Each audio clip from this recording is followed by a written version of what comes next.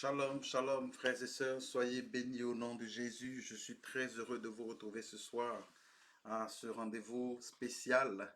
Alors, comme on l'a annoncé dans nos différents groupes, et sur notre page, frères et sœurs, aujourd'hui, de façon exceptionnelle, nous allons faire un direct en lieu et place du rendez-vous sous le format habituel de la montagne de Sion. Pourquoi? Juste parce que aujourd'hui, il y a une tempête de neige qui rend les déplacements très très difficiles. Donc, c'était pas évident pour que on puisse tenir la mission en présentiel parce que beaucoup de personnes sont, on va dire, ne peuvent pas effectuer le déplacement, autant des membres du ministère que des frères et sœurs qui prient habituellement avec nous. C'est pourquoi aujourd'hui nous sommes uniquement en direct de cette façon-là. Alléluia. Donc, frères et sœurs, soyez bénis, très content de vous retrouver ce soir. Je vais vous inviter à un petit moment de louange encore. Je vais vous partager une petite louange que je vous invite à vivre pendant quelques minutes et nous revenons pour la suite de notre rendez-vous de ce jour. Alléluia. Que Dieu vous bénisse et que sa grâce soit avec vous. Alors, je vous partage un petit moment de louange. Soyez prêts, Dieu va nous faire du bien. Alléluia. Alléluia, qui peut s'égaler à notre Dieu, il mérite des louanges et acclamations. Hey! J'entre dans tes parvis avec mes louanges, avec des louanges de reconnaissance. J'entre dans tes parvis avec mes louanges, avec des louanges de reconnaissance. Car tu es le Dieu qui m'a relevé. Tu m'as montré ton amour, tu m'as montré ta tendresse, tu m'as montré ta bienveillance. Je veux te dire combien je t'aime, combien mon cœur résulte de joie. Je veux te dire combien je t'aime, combien mon cœur résulte de joie. Hosanna, eh yo, Hosanna, Hosanna, eh yo, Hosanna.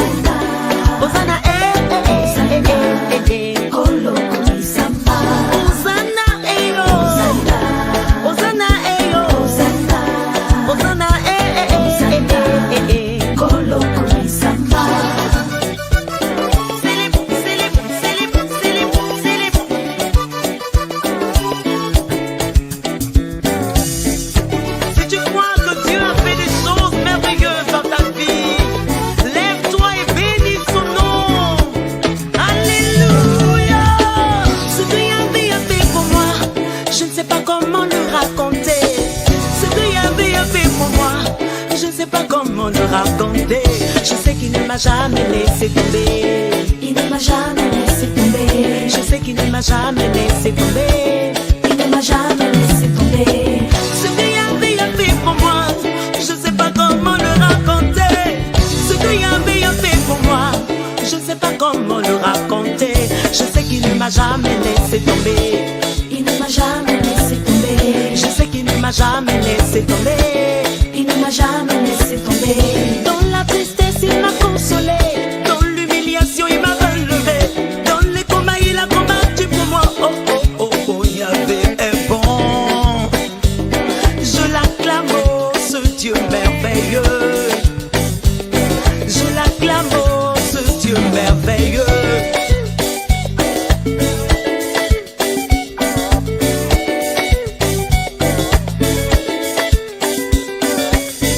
Dans la tristesse, il m'a consolé. Dans l'humiliation, il m'a relevé. Dans les combats, il a combattu pour moi.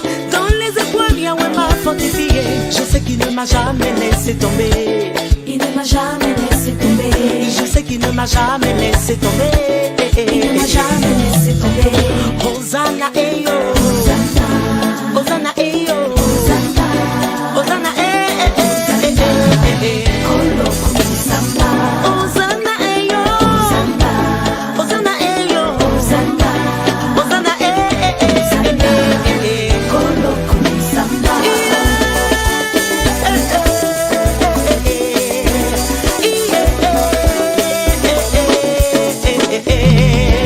Qui est comme toi?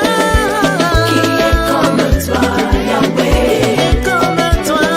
Qui est comme toi, Tu m'as montré Éternel ta Éternel? grâce, tu m'as montré ta faveur, tu m'as montré ton amour et aussi ta bienveillance. Qui est comme toi, Éternel des armées? Oh. Nani azalokola yo, Kolo. Nani kolopenase na monite nani akokani na yo Nzambe yangabita na Nani papa. azalokola yo, Yahweh. Yahweh komama, Yahweh papa, napeleli yo Yesu yaya, Nzambe kita, akita lelo kita, hali Yesu no kita, akita lelo kita, nani azalokola yo, Nani azalokola yo, nani azalokola yo,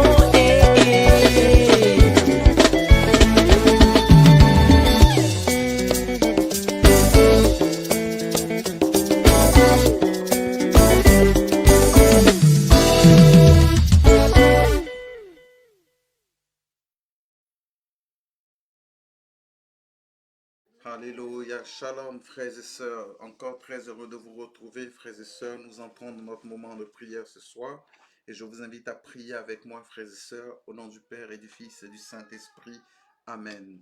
Alléluia, mon frère, ma sœur, je veux t'inviter en ce soir à bénir le nom du Seigneur, notre Dieu est grand, notre Dieu est bon, sa bonté n'a point de limite, sa fidélité est sans faille. Je t'invite à le célébrer avec moi, à le louer, à lui dire merci pour ses bienfaits. Je t'invite à dire merci à Dieu parce qu'il est bon, parce que sa bonté n'a point de limite. Alors là où tu es, mon frère, ma soeur, s'il te plaît, sois disposé à vivre ce moment en adorant, en louant, en parlant à Dieu de tout ton cœur. Alors je t'invite, mon frère, ma soeur, déjà à dire merci au Seigneur pour ses bienfaits, à lui dire merci pour son souffle de vie, à lui dire merci pour la santé qu'il te donne, à lui dire merci pour tous ses bienfaits. Le thème de ce soir est tiré de la 3e épître de Jean au verset 2 qui dit « Bien-aimé, je souhaite que tu prospères à tous égards et que tu sois en bonne santé comme prospère l'état de ton âme. » Alléluia. Et je crois que le Seigneur va nous faire du bien ce soir. Et c'est pourquoi, frères et sœurs, je vous invite déjà à dire merci au Seigneur. Là où tu es, élève la voix et dis merci au Seigneur pour ses bienfaits. Dis-lui merci pour son souffle de vie. Dis-lui merci pour la santé. Dis-lui merci pour son amour infini. Seigneur, reçois ma reconnaissance en ce soir. Sois élevé, toi le Dieu de mon salut. Toi le Dieu vivant, toi qui me donnes la vie. Je te dis merci pour ton souffle de vie. Je te dis merci pour le privilège que tu me fais de pouvoir te louer en ce jour. Je te dis merci, ô Dieu éternel, parce que tu es vraiment bon pour moi. Je veux te dire merci, toi qui prends soin de moi et qui pourvois à mes besoins. De tout mon cœur, Seigneur, je veux te célébrer. De tout mon cœur, Seigneur, je veux te louer. De tout mon cœur, je veux élever ton Saint-Nom, ô Dieu, et proclamer ta grandeur, proclamer ta majesté, proclamer que tu es Dieu au-dessus de tout. Oui, tu es digne de recevoir la louange, digne de recevoir la gloire, digne de recevoir la magnificence, Seigneur. Je veux me réjouir en toi en ce soir et te dire toute ma reconnaissance. Oui, tu es bon, Seigneur, et ta bonté n'a point de limite. Oui, tu es bon, Seigneur, et ta fidélité est sans faille. Mon âme te bénit, mon âme te loue, Seigneur. Merci pour tes bienfaits. Alléluia. Mon frère et ma soeur, comme le psalmiste dit, bénis le Seigneur, ô mon âme, et n'oublie aucun de ses bienfaits. Mon frère, ma soeur, souviens-toi des bontés de Dieu. Souviens-toi de la fidélité de Dieu. Souviens-toi de ce que le Seigneur a accompli dans ta vie. Souviens-toi de tous ses bienfaits et dis-lui simplement merci. Parce que la reconnaissance, l'action de grâce, mon frère, ma soeur, est une prière capitale qui t'ouvre à toutes sortes de grâces et de bénédictions. Alors dis merci encore au Seigneur en ce soir. Dis-lui merci de tout ton cœur. Dis-lui merci pour le souffle de vie. Dis-lui merci pour la santé. Dis-lui merci pour la paix. Dis-lui merci pour son amour. Dis-lui merci pour sa fidélité. Dis-lui merci pour tout ce qu'il réalise dans ta vie. Alléluia. Mon frère, ma soeur, bénis le nom du Seigneur et n'oublie aucun de ses bienfaits. Alléluia. Tu es bon, Seigneur, et je veux te dire merci. Louange à toi, Seigneur. Honneur à toi, Seigneur. Que la gloire te revienne, ô Jésus. Tu n'as point d'égal. Merci pour ta fidélité. Alléluia. Merci Jésus. Mon frère, ma soeur, je veux t'inviter encore à bénir le nom du Seigneur. Tu vas lui dire merci encore de tout ton cœur. Regarde ce jour que le Seigneur a fait, ce jour qui lui appartient. Tu as peut-être eu l'occasion de te déplacer. Tu as peut-être eu l'occasion de le célébrer à l'église.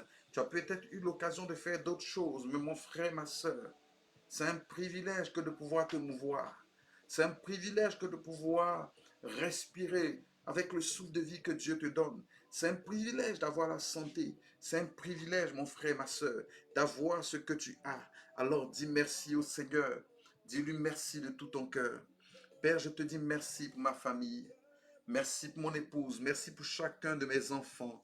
Seigneur, merci parce que tu pourvois à chacun de leurs besoins également. Tu prends soin de chacun d'eux également. Et je veux vraiment bénir ton Saint-Nom. Tu es bon, Seigneur, et ta bonté est sans limite. Alléluia. Reçois ma reconnaissance. Reçois la louange de mon cœur, Seigneur. Tu es bon, Seigneur. Merci pour ta fidélité. Alléluia. Mon frère, ma soeur, je veux t'inviter à entrer en toi-même ce soir et à demander le secours de la miséricorde de Dieu.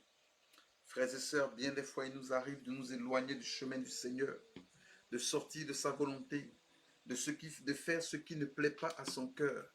Mon frère, ma sœur, pour cela, je t'invite à t'humilier devant le Seigneur, à humilier ton âme devant le Seigneur, à déposer à ses pieds ton fardeau, tes fardeaux de péché et demander sa miséricorde.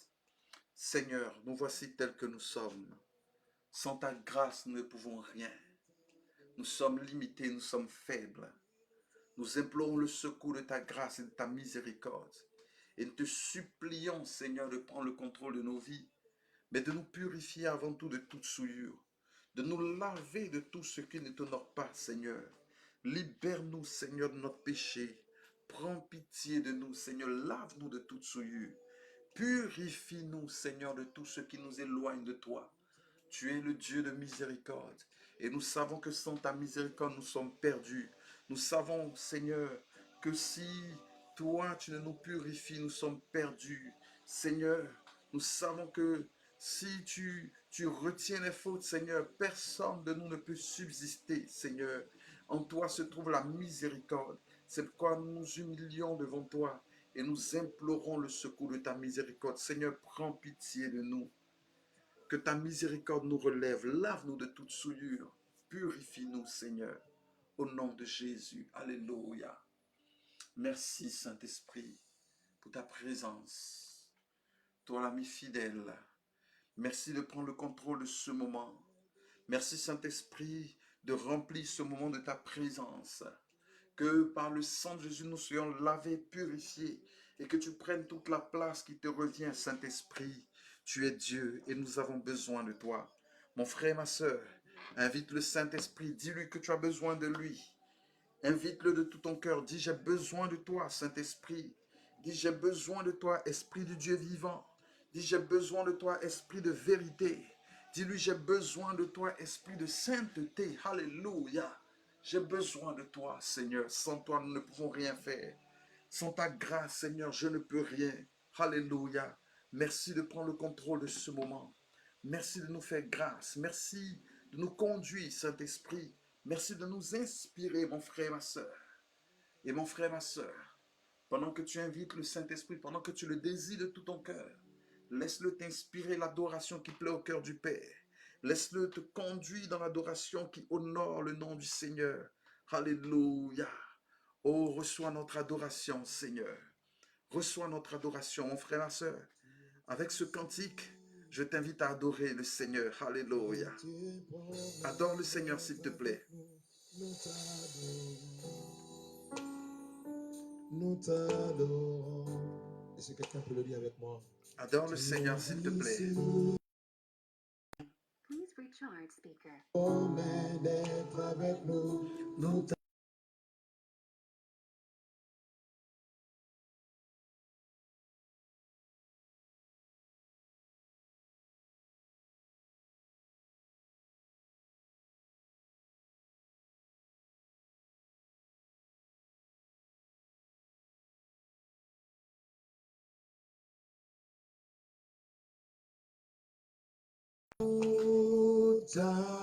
t'adorons. Alléluia. Nous t'adorons. Nous t'adorons. Adore le Seigneur avec ce cantique, s'il te plaît. Nous t'adorons. Nous t'adorons. Adore le Seigneur, s'il te plaît.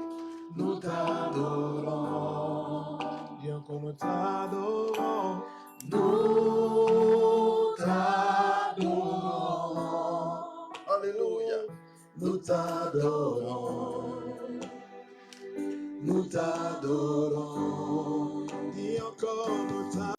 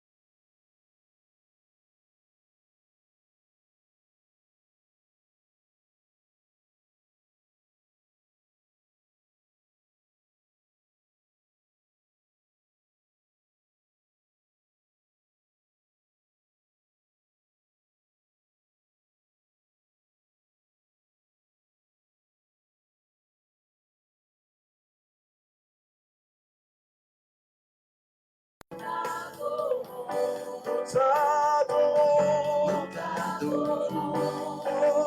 Nous t'adorons. Nous t'adorons. Alléluia. Nous t'adorons. Nous t'adorons. Nous t'adorons. Adore le Seigneur, s'il te plaît. Nous t'élèvons, Yahweh. Nous t'élevons. Nous Nous t'élèvons, t'élevons. nous t'élèvons, oui nous t'élèvons. Nous t'élevons. Nous Nous t'élèvons, t'élevons. nous t'élèvons. Nous t'élevons.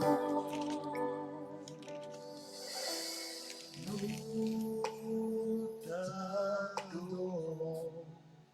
Adore le Seigneur avec ce cantique, s'il te plaît. Dis-lui, nous t'adorons. Nous t'adorons.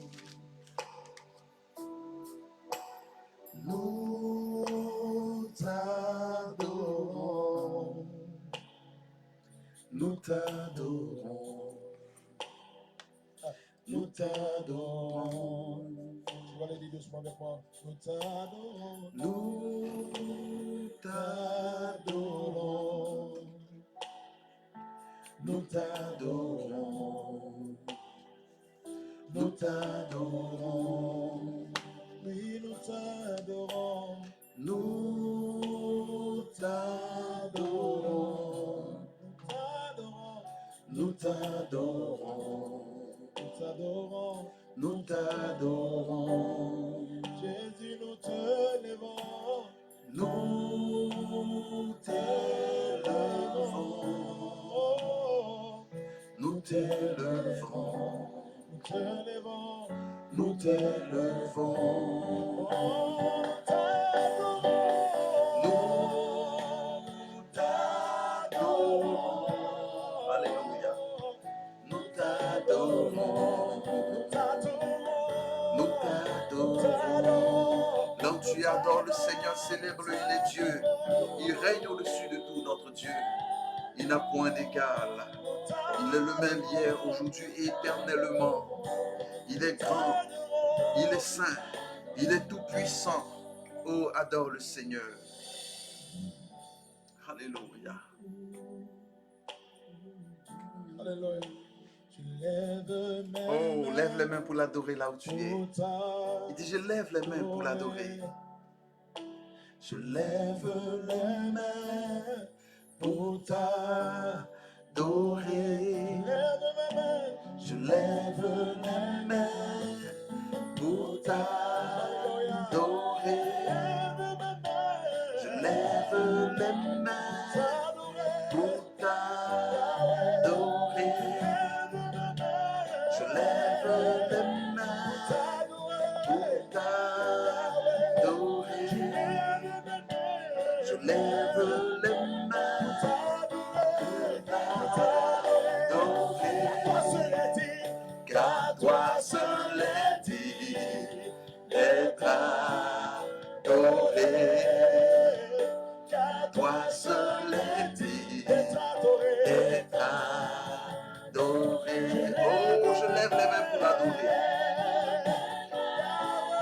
Pour t'adorer. Je lève les mains pour t'adorer. Je lève les mains pour t'adorer. Je lève les mains pour t'adorer.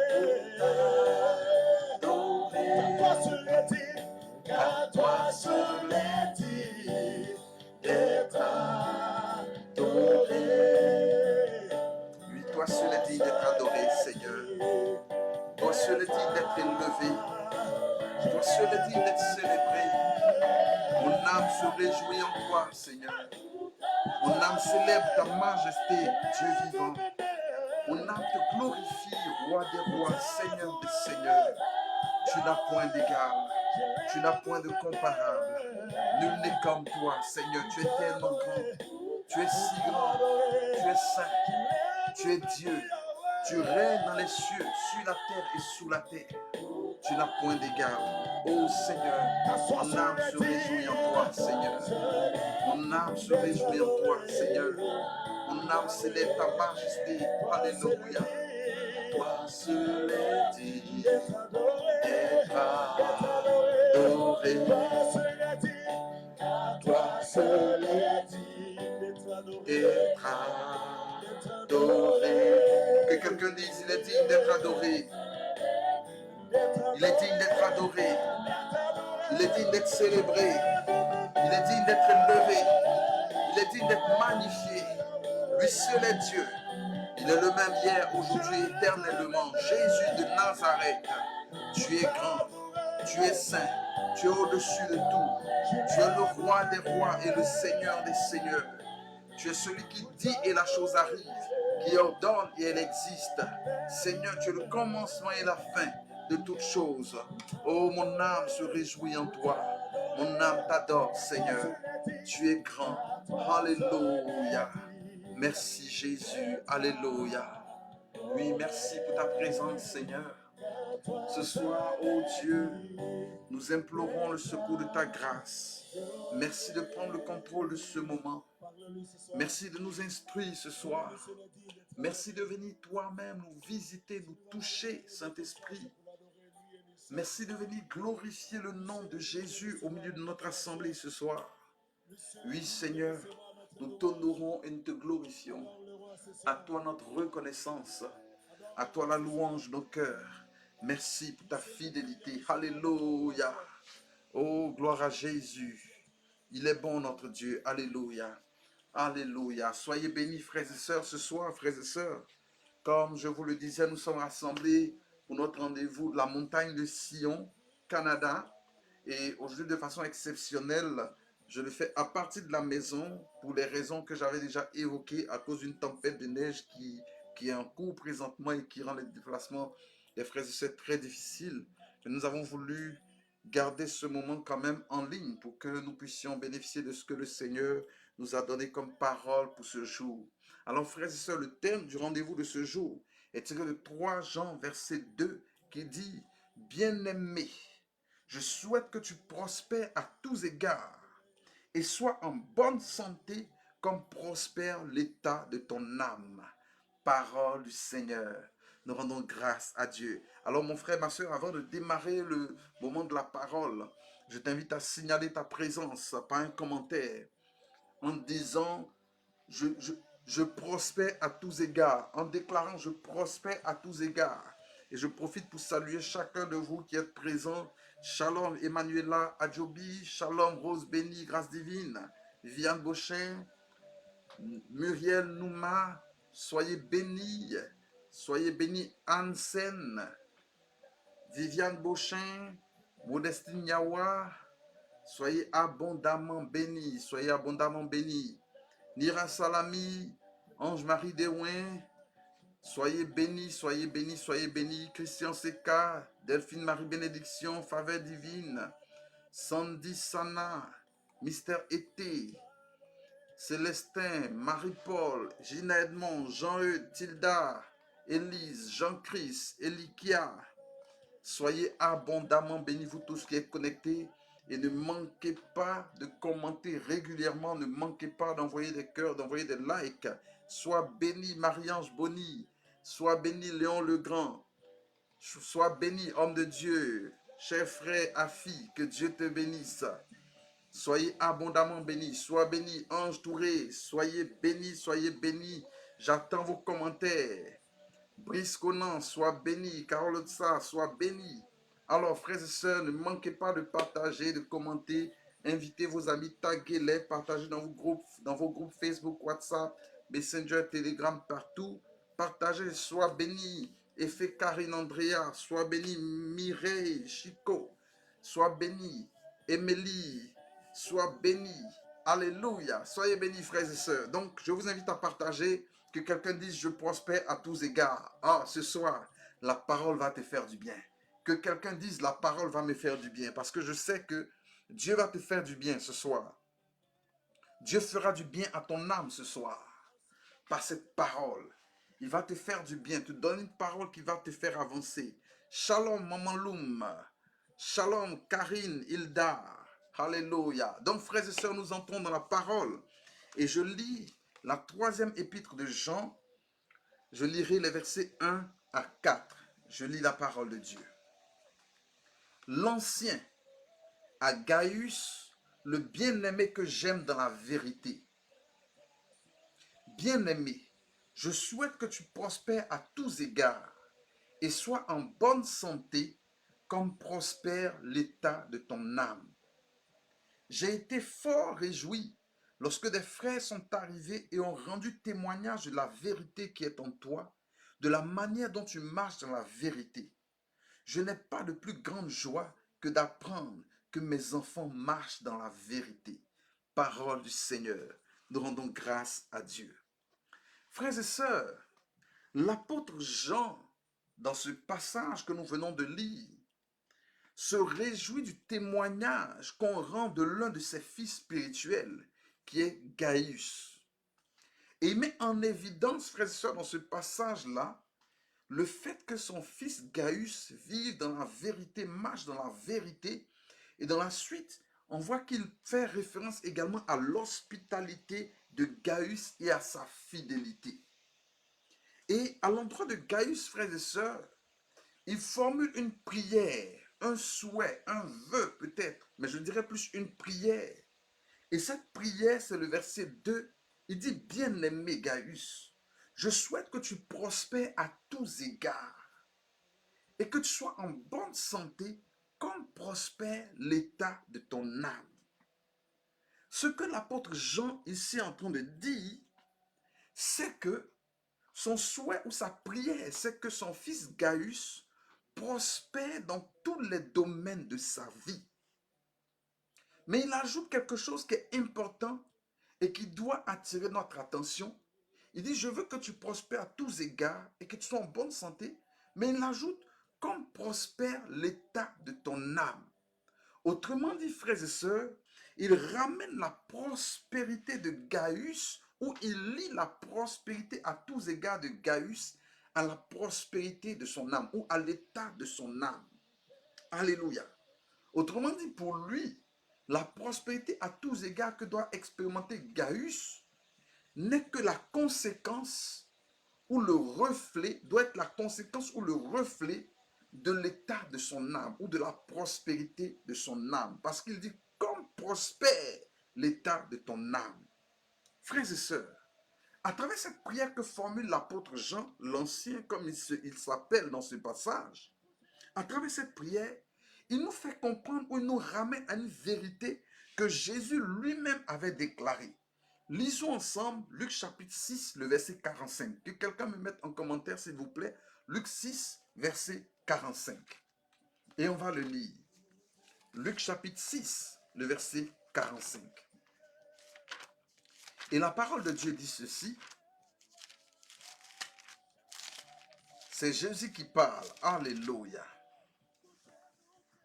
Luc 6, le verset 45 nous dit ceci. L'homme bon tire de bonnes choses du bon trésor de son cœur, et le méchant tire de mauvaises choses de son mauvais trésor. Car c'est de l'abondance du cœur que la bouche parle. Alléluia.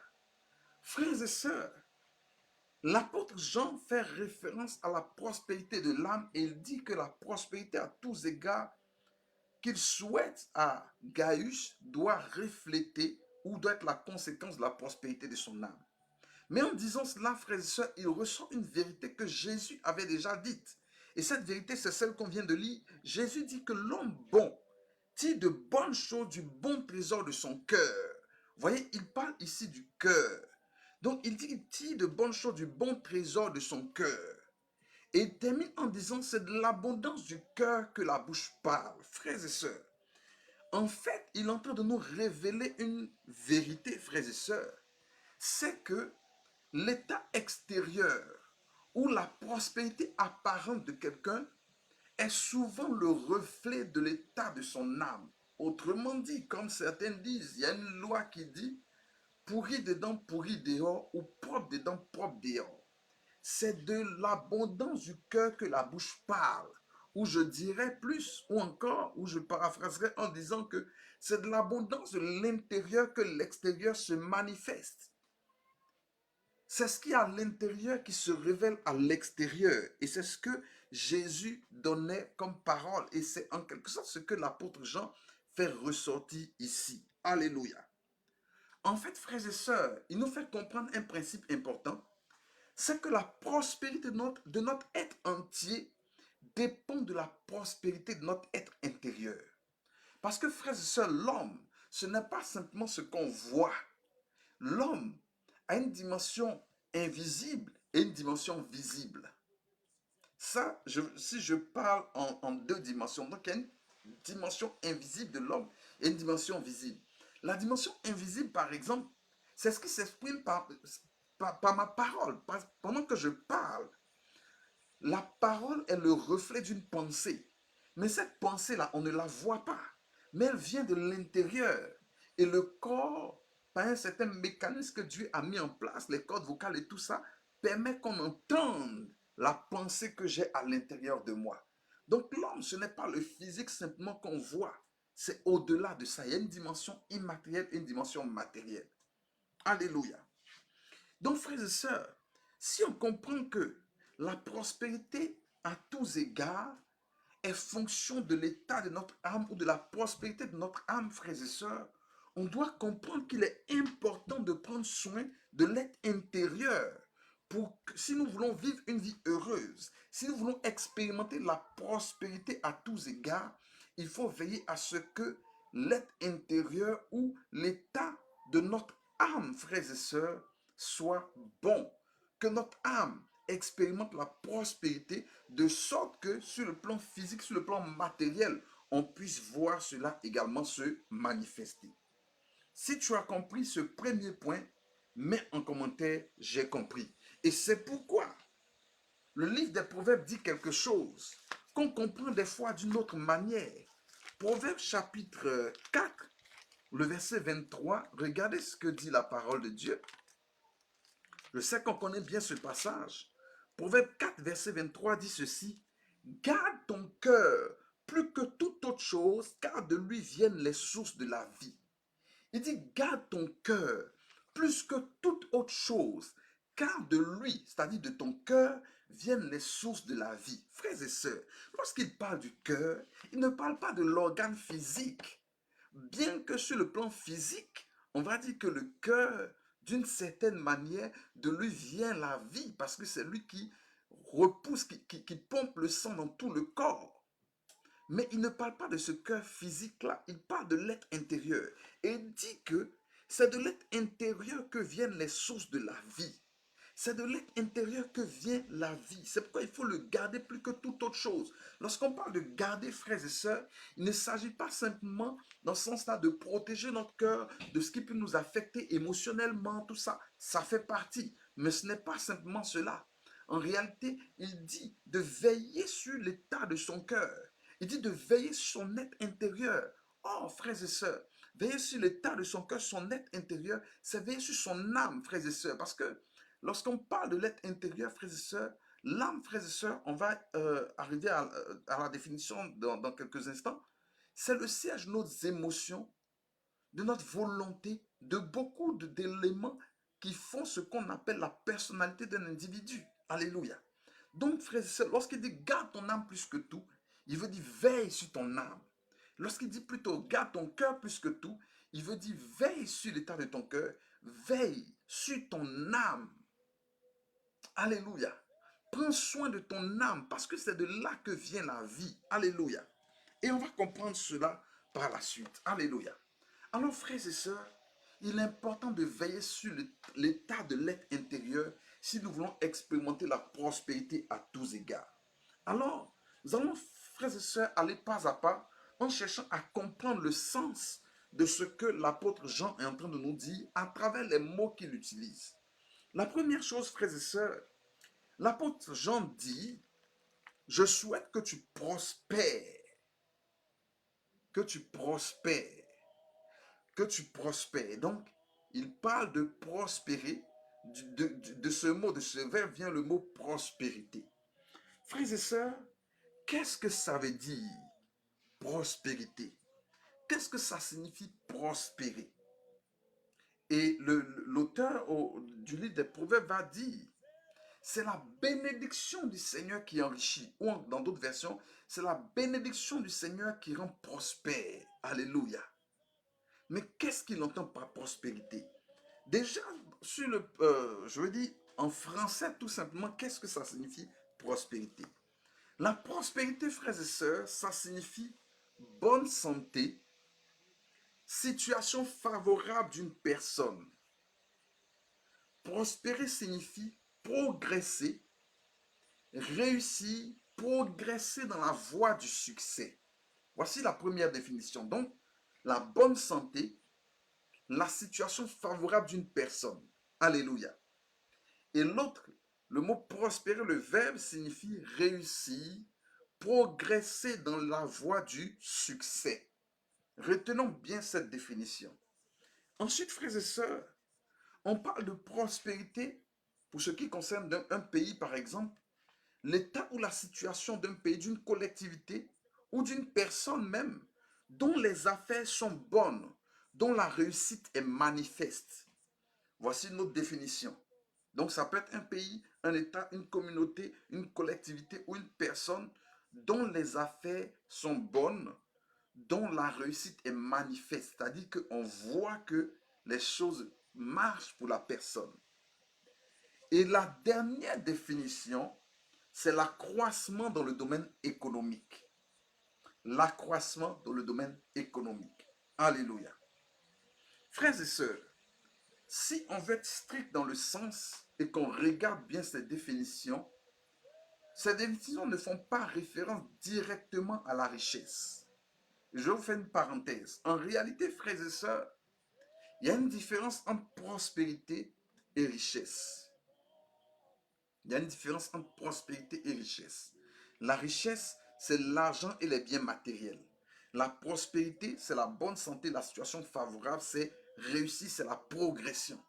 Donc, en réalité, si on veut bien comprendre ce que dit le livre des Proverbes, chapitre 10, verset 22, c'est la bénédiction du Seigneur qui enrichit ou c'est la bénédiction du Seigneur qui rend prospère. Lorsque Dieu bénit une personne, la prospérité va advenir dans la vie de cette personne. Mais la prospérité, frères et sœurs, lorsqu'elle est sur la vie d'une personne, elle aura pour conséquence d'ouvrir la personne à la richesse ou d'attirer les richesses vers la personne. C'est la conséquence de la prospérité. La richesse est la conséquence de la prospérité. Mais, frères et sœurs, nous restons sur le mot prospérité. Donc, en réalité, la définition de la prospérité n'est pas...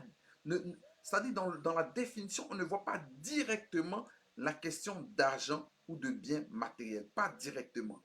Alléluia. Bien que cela inclue cela. Alléluia. Ça, c'est la définition selon le français de la prospérité.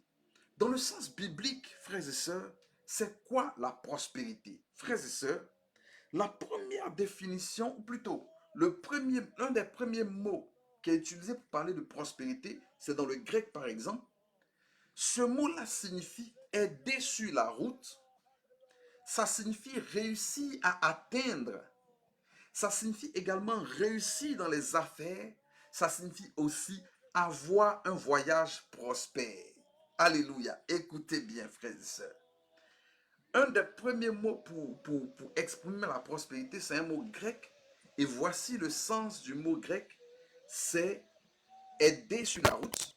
Donc le mot prospérer, le mot grec qui est défini qui est traduit par prospérer signifie aider sur la route, réussir à atteindre. Donc un objectif certainement. Réussir dans les affaires, avoir un voyage prospère. Alléluia. L'autre mot qui est utilisé pour parler de la prospérité, ou deux autres mots, des mots hébreux qui sont utilisés pour parler de la prospérité. Le premier mot, c'est shalom. Je n'ai pas prononcé le mot grec parce qu'il était un peu difficile. Ça se dit yodo. Mais le mot hébreu, le premier mot hébreu, c'est shalom. Oh, frères et sœurs, nous connaissons tous le mot shalom.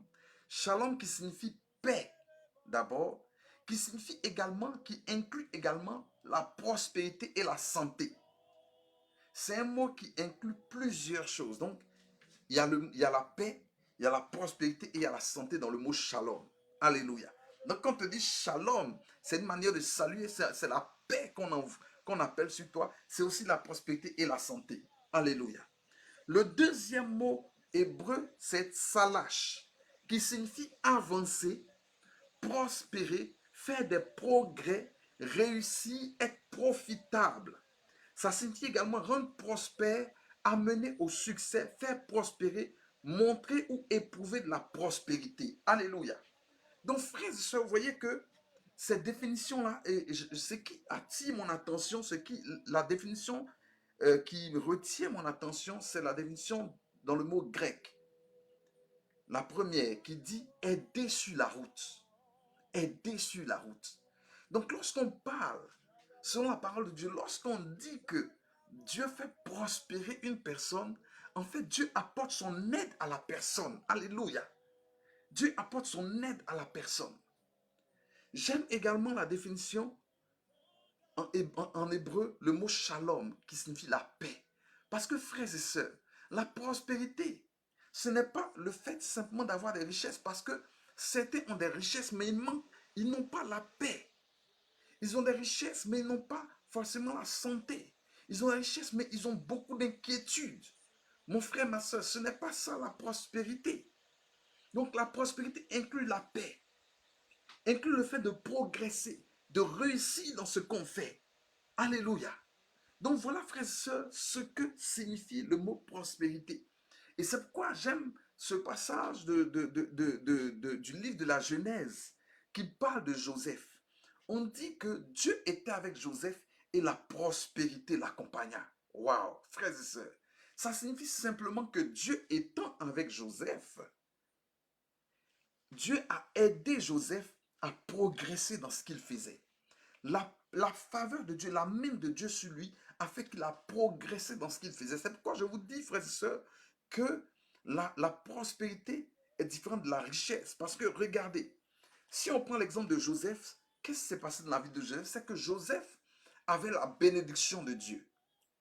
Et cette bénédiction de Dieu sur la vie de Joseph là a fait prospérer Joseph. Envoyer la prospérité dans la vie de Joseph. Comment la prospérité s'est manifestée dans la vie de Joseph? C'est que la faveur de Dieu était sur lui et partout où il allait, les portes s'ouvraient pour lui.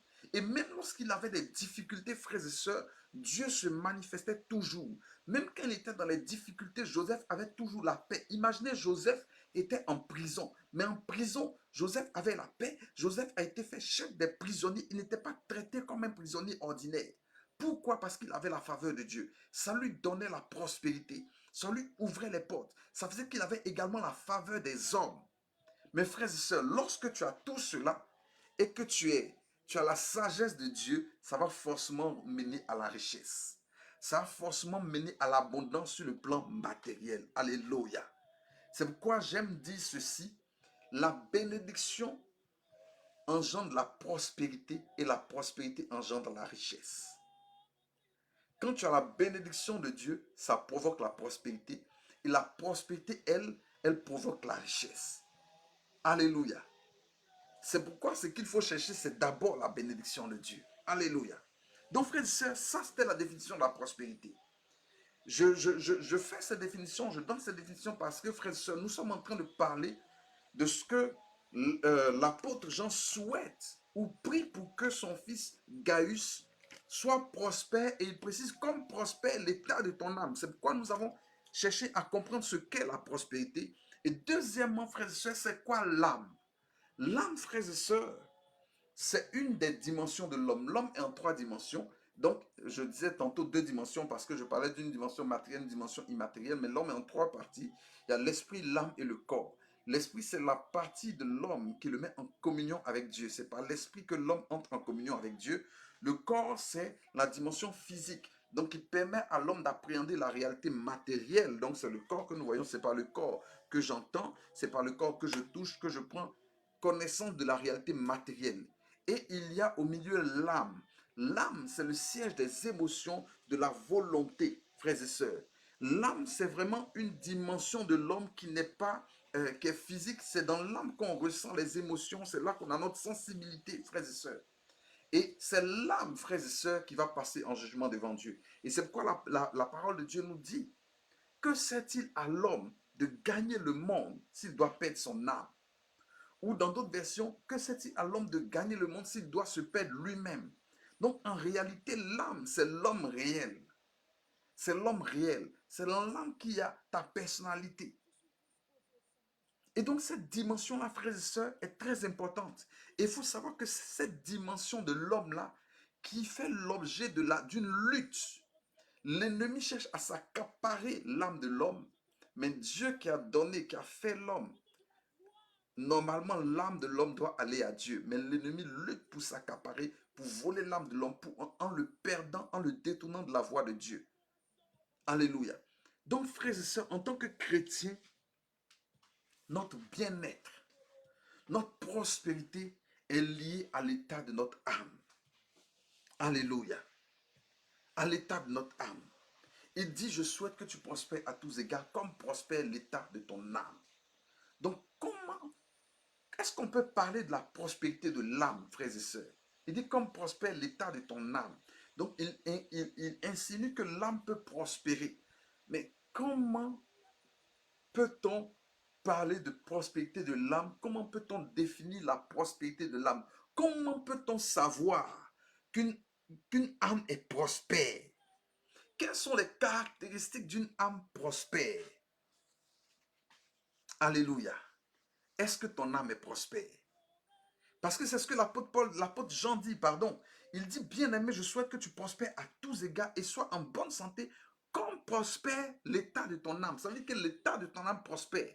Ton âme prospère. Mais comment peut-on savoir que l'âme d'une personne prospère? Comment puis-je savoir que mon âme prospère? C'est quoi une âme prospère? Que quelqu'un mette en commentaire, c'est quoi une âme prospère? Permettez que je boive un peu.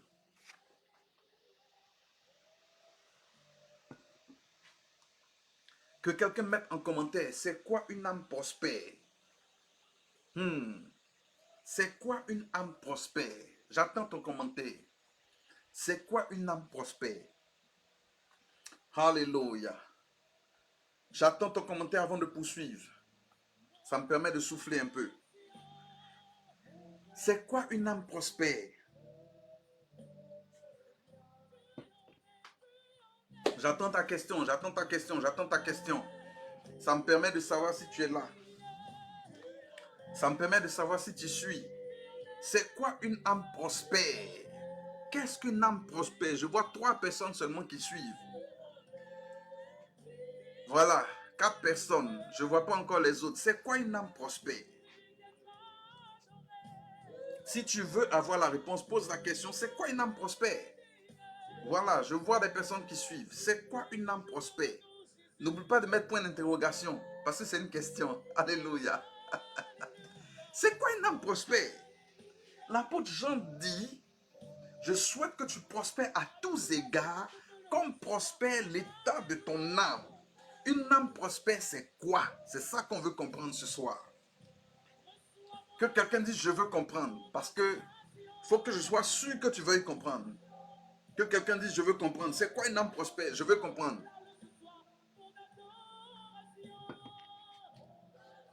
Alléluia. Que quelqu'un dise, je veux comprendre. Aujourd'hui, je veux m'assurer que tu es là. Alléluia. C'est quoi une âme prospère? C'est quoi? Parce que, est-ce qu'une âme peut être prospère? Alléluia. Frères et sœurs, si la parole de Dieu dit que tu dois prospérer comme prospère l'état de ton âme, ça veut dire que l'âme peut prospérer. Maintenant, comment peut-on savoir que l'âme prospère? Qu'est-ce qui permet de savoir qu'une âme est prospère? C'est quoi? Quelles sont les caractéristiques d'une âme prospère? Ce soir, tu vas juger ton âme avant qu'elle ne passe en jugement devant Dieu. Alléluia. Tu vas juger ton âme. Est-ce que ton âme est prospère? Tu vas lui poser la question aujourd'hui. Tu dois comprendre. Et si tu vois que ton âme ne prospère pas, tu dois la faire prospérer. Tu dois l'obliger à prospérer. Parce que tu peux chercher, nous tous, frères et sœurs, nous tous ici, là, on veut la prospérité dont l'apôtre, on s'est toujours dit ce passage, je souhaite que tu prospères à tous égards, comme prospère l'état de ton âme. On s'est dit ça, nous tous on veut ça. Peut-être en début d'année, tu as dit, tu as prophétisé ça sur quelqu'un, ou quelqu'un a prophétisé ça sur toi. Mais mon frère, ma sœur, est-ce que ça va s'accomplir? Parce que pour que cette parole soit vérité pour toi, il faut que l'âme d'abord prospère. C'est quoi une âme prospère? Je veux comprendre. Vous avez posé la question, on va chercher à comprendre. Alléluia. Les caractéristiques d'une âme prospère. Alléluia. Frères et sœurs, ce qu'il faut comprendre premièrement, c'est que Dieu a fait l'homme pour l'aimer, pour l'adorer et pour le servir. Et ça, il faut avoir cela à l'esprit.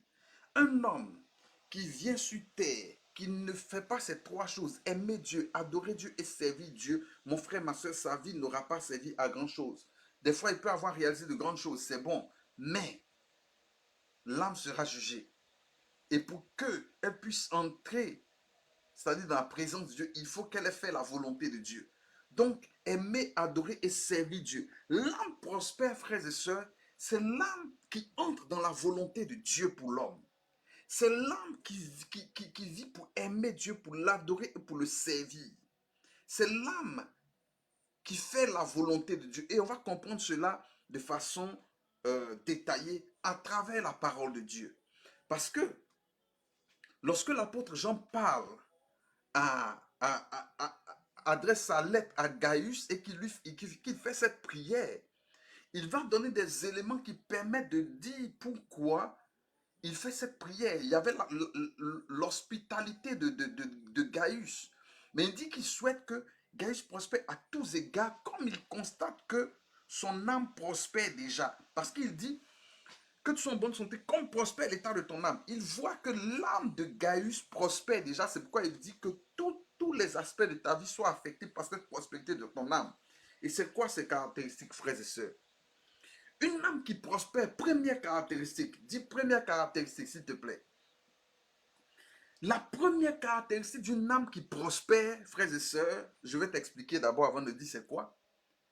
Pour qu'un homme prospère, frères et sœurs, il faut qu'il soit en vie. Alléluia. Il faut qu'il soit en vie pour expérimenter la prospérité. Donc la première caractéristique pour qu'une âme prospère, c'est que cette âme soit en vie. Or, une âme qui est en vie, quand je parle ici de vie, je parle de la vraie vie. Une âme prospère, la première chose, il faut que cette âme soit sauvée. C'est-à-dire qu'elle ait la vie de Dieu. Première caractéristique. Non, la première caractéristique, je disais de façon globale qu'une âme prospère, c'est une âme qui fait la volonté de Dieu. Ça, c'est de façon globale. Première caractéristique, une âme prospère, c'est une âme qui est sauvée. Une âme prospère, c'est une âme qui est sauvée. Première caractéristique, une âme prospère égale une âme qui est sauvée. C'est-à-dire une âme qui a la vie de Dieu en elle. Une âme qui a la vie de Dieu. Donc, premièrement, une âme prospère, c'est une âme qui est sauvée. Parce que pour expérimenter la prospérité, il faut être en vie. Or, pour qu'une âme, c'est-à-dire qu'avant de connaître Dieu, frères et sœurs, nous étions morts. Et ce n'est pas l'Esprit de Dieu que nous avons la vie. Donc, une âme qui est prospère, c'est d'abord une âme qui est sauvée, une âme qui a la vie de Dieu. Et la Bible dit, frères et sœurs, on va lire d'abord Marc chapitre 8. Marc chapitre 8, versets 36 à 37, qui dit ceci. Alléluia, alléluia. La Bible dit, et que sert-il à un homme de gagner tout le monde s'il perd son âme? Que donnerait un homme en échange de son âme? Vous savez, personne ne peut donner quoi que ce soit en échange de son âme. L'âme, c'est la chose la plus chère pour un homme. En tout cas, pour un homme qui a compris. Alléluia.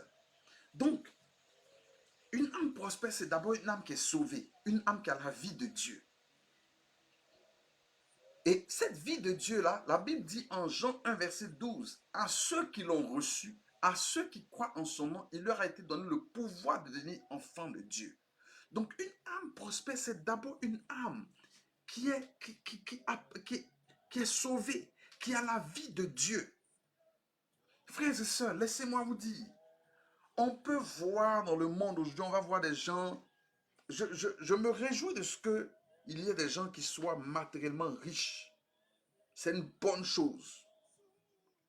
Mes frères et sœurs, la première chose, la plus importante, c'est que la personne soit sauvée. Parce que la Bible dit, que sert-il à l'homme de gagner le monde s'il doit perdre son âme? Tu peux avoir tout ce que tu veux, mais si ton âme n'est pas sauvée, ça sert à quoi?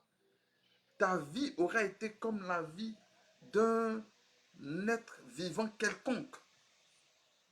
Si tu ne retournes pas dans la lumière de Dieu. C'est pour dire que l'âme, c'est-à-dire que la chose la plus importante, la chose capitale pour l'homme, c'est son âme, le salut de son âme. Donc d'abord avoir la vie de Dieu. Frères et sœurs, c'est un trésor d'avoir la vie de Dieu. C'est un trésor d'avoir la vie Zoé. Alléluia. Une âme prospère, c'est une âme qui a reçu la vie de Dieu. Une âme qui n'est pas morte. Parce que frères et sœurs, bien que vivant, si tu n'as pas la vie de Dieu, tu es mort. Parce que la vie, frères et sœurs, il y a ce qu'on appelle la vie bios. La vie bios, c'est de là que vient biologique. C'est la vie que tous les animaux ont, que les plantes ont. Tout ça, c'est la vie. Mais au-delà de la vie bios, il y a la vie zoé, c'est-à-dire la qualité de vie de Dieu.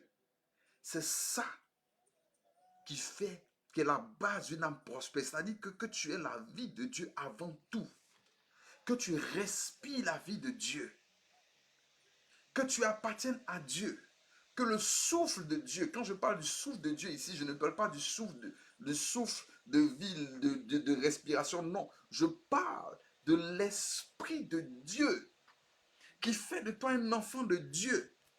Quand il dit à ceux qui l'ont reçu, à ceux qui ont son nom, il a donné le pouvoir de devenir enfant de Dieu, c'est parce qu'il a mis son esprit en nous, comme dit Ézéchiel. Il dit, je mettrai en vous mon esprit et je ferai en sorte que vous viviez selon mes lois. Je vous donnerai un cœur nouveau, je mettrai en vous un esprit nouveau. Est-ce que tu as reçu l'esprit nouveau? Est-ce que tu as reçu l'esprit nouveau? Ça, c'est la première chose, mon frère, ma soeur. Une âme prospère, c'est une âme qui a reçu l'esprit nouveau, qui a reçu l'esprit de Dieu. C'est une âme qui est en vie, qui a la vie de Dieu. Une telle âme, frères et sœurs, elle doit appartenir à Dieu. Parce que lorsque tu as reçu la vie de Dieu, tu appartiens à Dieu. Alléluia. Une âme prospère, c'est une âme qui a la vie de Dieu. Une âme qui appartient exclusivement à Dieu. Il ne s'agit pas simplement de dire, je suis chrétien, je suis né de nouveau. C'est une bonne chose, c'est le premier pas. Mais l'autre chose, c'est que tu dois appartenir totalement à Dieu. Tu dois appartenir de façon exclusive à Dieu. Parce que, frères et sœurs, regardez ce que l'apôtre Jacques dit. Jacques chapitre 4, verset 4. Alléluia. Jacques 4, verset 4 dit, adultères que vous êtes, ne savez-vous pas que l'amour du monde est inimitié contre Dieu? Donc, être ami du monde, c'est être ennemi de Dieu. Celui donc qui veut être ami du monde sera ennemi de Dieu. Et le verset 8, il dit, approchez-vous de Dieu et il s'approchera de vous. Nettoyez vos mains pécheurs, purifiez vos cœurs, hommes irrésolus. Dans d'autres versions, le verset 8, au lieu de dire homme irrésolu, il dit homme à l'âme partagée. Âme partagée. Âme partagée. Une âme prospère, c'est une âme qui n'est pas partagée. C'est une âme qui n'est pas irrésolue, mais qui est résolue, qui a choisi Dieu, qui est attaché à Dieu et qui marche dans les voies de Dieu. Donc une âme prospère, c'est une âme qui appartient exclusivement à Dieu. C'est une âme qui n'est pas partagée. Une âme qui n'est pas partagée. Une âme prospère, c'est une âme qui est attachée à Dieu, qui cherche continuellement la face de Dieu. Mon frère, ma soeur, est-ce que tu cherches la face de Dieu? Si tu veux que ton âme soit prospère, comme c'était le cas pour Gaius, il faut que lorsque tu es né de nouveau, lorsque tu appartiens à Dieu, que tu cherches continuellement la face de Dieu, que tu sois attaché à Dieu. Regarde ce que dit la parole de Dieu dans le psaume 1. J'aime ce psaume 1 parce que c'est comme le premier enseignement des psaumes, mais il dit quelque chose de capital, d'important, qui en fait est la base, le commencement d'une vie avec Dieu. Il dit ceci, heureux l'homme qui ne marche pas selon le conseil des méchants, qui ne s'arrête pas sur la voie des pécheurs et qui ne s'assied pas en compagnie des moqueurs.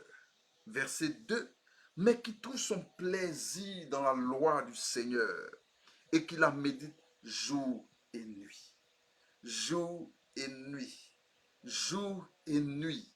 Oh mon frère, ma soeur, une âme prospère, c'est une âme qui cherche la face de Dieu. C'est une âme qui cherche continuellement la face de Dieu. Une âme qui aime Dieu. Une âme qui est consacrée à Dieu. Parce que c'est ça la véritable adoration. La véritable adoration, c'est la consécration à Dieu, mon frère, ma soeur. Une âme prospère. Nous sommes toujours dans la première caractéristique d'une âme prospère. C'est une âme qui est attachée à Dieu, qui cherche continuellement la face de Dieu. Une âme qui aime Dieu. Une âme prospère toujours dans cette première caractéristique. Parce que lorsque tu as la vie de Dieu, tu es supposé appartenir exclusivement à Dieu. Tu es supposé être attaché à Dieu. Tu es supposé chercher la face de Dieu. Tu es également supposé être affranchi du péché. Une âme prospère, c'est une âme qui est affranchie du péché. Parce que, frères et sœurs, Une âme prospère, pour être prospère, il faut être libre. Il faut être libre. Et une âme prospère, c'est une âme qui est libérée du péché. Parce que lorsque Christ nous a affranchis, lorsque nous avons la vie de Dieu, une première œuvre que Dieu accomplit, c'est de nous affranchir du péché. Oh, que ton âme soit affranchie du pouvoir du péché. Ton âme est affranchie du péché. Il dit, nous sommes libérés du péché, frères et sœurs. Il dit, pensez que vous êtes morts au péché.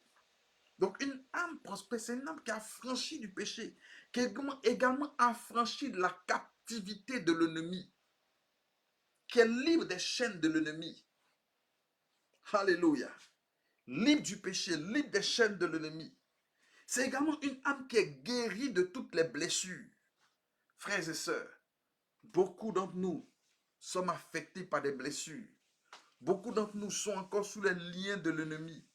Frères, sœurs, il est temps que tu réclames ton droit. Ton âme doit expérimenter la prospérité qui vient de Dieu. C'est pourquoi elle doit être affranchie du péché. Elle doit être affranchie de la captivité de l'ennemi.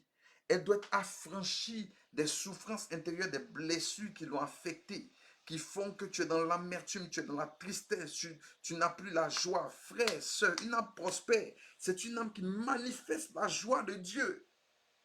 Qui manifeste la joie de Dieu. Parce que lorsque ton âme est affranchie, lorsqu'elle est libérée du péché, libérée de la captivité de l'ennemi, libérée des blessures, mon frère, ma soeur, c'est une âme qui est en joie. C'est pourquoi un chrétien normal doit être toujours en joie. Doit être toujours en joie. Rien ne doit ébranler ta joie. Si tu es dans la tristesse, mon frère, ma soeur, il y a un problème. Ton âme doit être visitée et libérée de l'esprit de tristesse. Parce que des fois, c'est un signe d'une captivité de l'ennemi. Alléluia. Une âme prospère, mon frère, ma soeur, c'est une âme qui est sauvée. Et tous ces éléments que j'ai donnés, je les donnais toujours dans le cadre de l'âme qui est sauvée, donc de l'âme qui est libérée. Parce que lorsqu'on parle du salut, frères et sœurs, le salut comporte également la délivrance. Il comporte la délivrance. Donc lorsque je parle d'une âme sauvée, c'est une âme qui a reçu la vie de Dieu, une âme qui cherche la face de Dieu, qui appartient exclusivement à Dieu, qui a affranchi du péché, qui a affranchi de la captivité de l'ennemi, qui est également affranchi des blessures, mon frère, ma soeur. Sois libéré des blessures.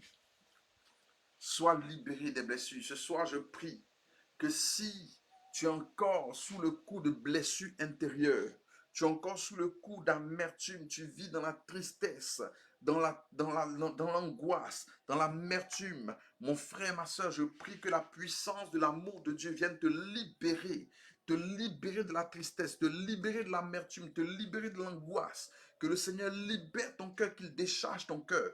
Que tout fardeau que l'ennemi a déposé sur tes épaules soit brisé. Que le Seigneur brise le joug de l'ennemi et que tu sois libre au nom de Jésus. Alléluia. Première caractéristique d'une âme prospère, c'est une âme qui est sauvée. Une âme qui a la vie de Dieu. Deuxième caractéristique, frères et sœurs, parce que lorsque l'apôtre Jean parlait à Gaius, frères et sœurs, il parlait de Gaius comme étant un bien-aimé. Ici, bien-aimé, frères et sœurs, il le voyait dans bien-aimé de Dieu, bien-aimé dans la foi, bien-aimé du Seigneur. Alléluia. Et donc, c'est d'abord une âme qui est sauvée. Alléluia. Et il dit par la suite, j'ai été fort réjoui lorsque des frères sont arrivés et ont rendu témoignage de la vérité qui est en toi, de la manière dont tu marches dans la vérité. Je n'ai pas de plus grande joie que d'apprendre que mes enfants marchent dans la vérité. Alléluia. Oh, j'aime cela, frères et sœurs. La deuxième caractéristique d'une âme prospère, c'est une âme qui est dans la vérité. Que quelqu'un dise la vérité. Deuxième caractéristique, la vérité. La vérité. Deuxième caractéristique, frères et sœurs, laissez-moi vous dire une chose. Vous savez, nous marchons avec un Dieu qui sait tout. Un Dieu à qui rien n'échappe. Et le Dieu avec qui nous marchons, c'est un Dieu de vérité. Vous savez, la vérité, ça fait référence à la transparence. Le caractère de ce qui est conforme à la réalité. Ça fait référence également à la transparence, à la clarté. Et frère, c'est celui qui veut marcher avec Dieu doit marcher dans la vérité avec Dieu. Oh, frères et sœurs, c'est pourquoi lorsque tu dis être chrétien, tu dois marcher dans la transparence vis-à-vis de Dieu. Dieu sait tout, mais dis tout à Dieu. Écoute bien, Dieu sait tout, mais dis-lui quand même tout. Parce que frère et sœurs, des fois, nous avons tendance à cacher à Dieu certaines choses. Mais mon frère, à qui tu caches les choses? Tu caches quoi à qui? Dieu. On ne peut rien lui cacher. C'est pourquoi il faut faire attention, frères et sœurs, étant chrétien. Il faut quitter la duplicité, c'est-à-dire cette attitude d'avoir une vie double. Une vie à l'église et une vie au travail. À l'église, tu es bien, au travail, ouh, on ne peut pas te parler. Dehors, tu es bien, mais à la maison, ouh, tu es un fléau. Non, mon frère, ma soeur. Dieu veut que tu sois dans la vérité. Dieu veut que tu sois dans la vérité. Dans la transparence. Il nous faut quitter toute forme de duplicité, de vie double. Et c'est pourquoi, frères et sœurs, il faut savoir que tous nous sommes des hommes, nous avons des faiblesses, nous avons des limites, nous péchons. Mais lorsque tu as péché, sois dans la vérité vis-à-vis de Dieu. Ne joue pas l'effort, non. Lorsque ça ne va pas, humilie-toi devant Dieu. Dis à Dieu, Seigneur, voici telle situation, je lutte, mais je n'y arrive pas. Seigneur, viens à mon aide. Toi-même, tu sais que sans toi, je ne peux rien, Seigneur. Oh, dehors, on me voit bien, mais Seigneur, toi-même, tu sais. Toi-même, tu sais, Seigneur. Mon frère, ma soeur, sois dans la vérité avec Dieu. C'est pourquoi Dieu a aimé un homme qui s'appelle David. David, frères et sœurs, Dieu l'appelle l'homme selon son cœur. Oh. Et voyez, David a péché. David a pris la femme d'Uri et il a fait tuer Uri. Mais frères et sœurs, c'est grave ce que David a fait. Mais Dieu a pardonné à David. Mais qu'est-ce qui a fait que Dieu a pardonné à David? Frères et sœurs, c'est parce que David était transparent vis-à-vis de Dieu. Il était dans la vérité vis-à-vis de Dieu. David n'était pas un homme à faire une double vie face à Dieu, non. Quand David a fini son péché, le prophète est venu le voir. Il dit, roi, voici une situation. Il y a un homme, il avait plusieurs brebis. Un autre avait une seule brebis. Il a pris la seule brebis de l'autre. David dit, où il est? Celui-là, on doit le tuer. David est entré dans tous ses états. Le prophète lui a dit, ô roi, en fait cet homme-là c'est toi. David dit, mais comment? Il dit, mais Uri, il avait une seule femme. Toi, tu avais beaucoup de femmes. Des concubines, tu as tout ça. Mais tu as laissé. C'est la femme d'Uri que tu allais prendre. Oh frères et sœurs, c'est de là qu'est né le psaume 51. David s'est humilié devant Dieu. Il a pleuré devant Dieu. Il a reconnu son péché. Il a supplié Dieu. Il dit, Seigneur, ne me retire pas ton Esprit Saint. Ne me retire pas ton Esprit Saint. Rends-moi la joie d'être sauvé. Il a supplié le Seigneur de lui pardonner, frères et sœurs. Et Dieu lui a pardonné. Mais regardez un homme qui s'appelle Saül. Saül, qu'est-ce qui s'est passé? Saül, Dieu lui a dit, alors qu'il allait combattre un autre peuple, Dieu lui a dit, lorsque tu vas aller combattre, il faut vouer ce peuple-là à l'interdit. C'est-à-dire, tu élimines tout le monde, les animaux, tout, et tu ne prends pas de butin. Saül est allé faire la bataille, il a gagné. Quand il a fini, il a pris des bœufs, il est venu, des animaux. Et le prophète vient, il dit, mais c'est quoi ces bêlements que j'entends là, ces animaux que j'entends? Et Saül qui va dire, oh, ben lorsque je suis allé à la bataille, j'ai vu des bêtes qui étaient tellement, tellement bien. J'ai décidé de prendre pour venir les offrir en sacrifice à Dieu. Le prophète, mais qui t'a envoyé?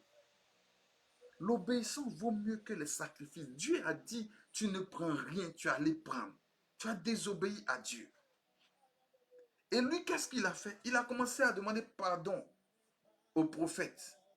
Et vous savez, en demandant pardon, avant même cela, il a dit au prophète que il dit, j'ai obéi à Dieu. Pourtant, il sait qu'il n'a pas obéi. Mais il dit au prophète, j'ai obéi à Dieu. Ce que Dieu a dit de faire, là, j'ai fait. Il dit, mais attends, qu'est-ce que tu racontes? Je crois que c'est le premier livre ou deuxième livre de Samuel, 1 ou 2 Samuel, chapitre 10. 1 ou 2 Samuel, chapitre 10. Alléluia. Oh, attendez que je vois cela. Non, c'est 2 Samuel, je crois. 1 ou 2 Samuel, excusez-moi. J'ai oublié la référence. Mais en tout cas, frères et sœurs, il lui parle. Il dit non, qu'il a fait ce que Dieu a dit. Alors le prophète dit, ok, tu as désobéi à Dieu. Comme tu as désobéi, voici ce qui va arriver. Et le roi qui demande pardon au prophète. Et vous savez, dans le pardon qu'il demande au prophète, son souci, ce n'est pas d'avoir le pardon de Dieu, mais c'est son image vis-à-vis du peuple. Il dit au prophète, non, ne t'éloigne pas de moi, reste avec moi. Ça ne le préoccupait pas tant que ça, sa relation avec Dieu. C'était plutôt l'image, son image qui était importante. Donc, il privilégiait son image, frères et sœurs. Il privilégiait son image. Frères et sœurs, Dieu veut que nous soyons avec lui dans la vérité. Et c'était la grâce de David. Il s'est humilié devant Dieu. Il a demandé la miséricorde de Dieu. Dieu lui a pardonné parce que c'est un homme qui était dans la vérité. Dieu veut que tu sois dans la vérité. Alléluia. C'est pourquoi Dieu déteste la duplicité. Dieu déteste l'hypocrisie. Merci Audrey. 1 Samuel chapitre 15. Waouh. 1 Samuel chapitre 15. Regardez ce qui se passe. Regardez, je vais vous lire la référence. 1 Samuel chapitre 15. On parle de la désobéissance de Saül. Écoutez, frères et sœurs. Ils ont épargné les gens et tout ça. Et regardez, regardez, regardez. Regardez. Voilà, le verset 13. Avant cela, le verset 12. Il se leva de bon matin pour aller au-devant de Saül. Et on vint lui dire, Saül est allé à Carmel. Et voici, il s'est érigé un monument. Puis il s'en est retourné. Et passant plus loin, il est descendu à Gilgal. Samuel se rendit auprès de Saül. Et Saül lui dit, sois béni du Seigneur. J'ai observé la parole du Seigneur. Voici ce qu'il dit à l'homme de Dieu. Il dit, j'ai observé la parole du Seigneur. J'ai fait ce que Dieu a dit. Samuel dit, qu'est-ce donc que ce bêlement de brebis qui parvient à mes oreilles et ce mugissement de bœuf que j'entends? Samuel répondit, ils les ont emmenés de chez les Amalécites parce que le peuple a épargné les meilleurs brebis et les meilleurs bœufs afin de les sacrifier au Seigneur ton Dieu. Et le reste, nous l'avons dévoué par interdit. Dieu n'a pas dit de dévouer le reste, il dit tout. Samuel dit, arrête et je te déclarerai ce que le Seigneur m'a dit cette nuit. Et Saül lui dit, parle. Alléluia. Donc le prophète va commencer à lui dire. Et regardez ce que Samuel répond. Saül répondit à Samuel, j'ai bien écouté la voix du Seigneur et j'ai suivi le chemin par lequel m'envoyait le Seigneur. Regardez, on lui dit, voici, tu as désobéi à Dieu. Il dit, non, je n'ai pas désobéi à Dieu. J'ai fait ce que Dieu a dit. Ah, entre toi et puis le prophète, qui entend la voix de Dieu? Mais non, il dit, il a fait ce que Dieu dit. Ok, alors Dieu lui a arraché la royauté. Mais David avait péché. Dieu lui a fait miséricorde. Pourquoi? Parce que David privilégiait sa relation avec Dieu. Regardez, frères et sœurs. Regardez. Il dit qu'il a obéi à Dieu. On regarde la suite. Il dit, voilà, Saül va commencer à se repentir. Il dit, alors Saül dit à Samuel, j'ai péché car j'ai transgressé l'ordre du Seigneur. C'est-à-dire, on a insisté jusqu'à ce qu'il finisse par accepter qu'il a péché. Car j'ai transgressé l'ordre du Seigneur et je n'ai pas obéi à tes paroles. Il dit ici à tes paroles, il parle des paroles du prophète. Mais ce sont les paroles de Dieu. Je craignais le peuple et j'ai écouté sa voix. Donc lui, ce qui le préoccupait, c'est son image devant le peuple. Il craignait le peuple, donc il a écouté la voix du peuple. Maintenant, je te prie, pardonne mon péché, reviens avec moi et j'adorerai le Seigneur. Oh, oh. Ça dit, il dit au prophète, reviens avec moi et puis je vais adorer Dieu. Il dit, attends. Donc, ça dit que lui, ce qui le préoccupe, ce n'est pas sa relation avec Dieu. Que le prophète revienne avec lui. Ça dit, il conditionne son adoration de Dieu. Il faut que le prophète revienne avec lui. Alléluia, alléluia, alléluia. Alléluia. Regardez encore ce qui est plus grave. Regardez encore. Il dit, je ne retournerai point avec toi car tu as rejeté la parole du Seigneur et le Seigneur te rejette.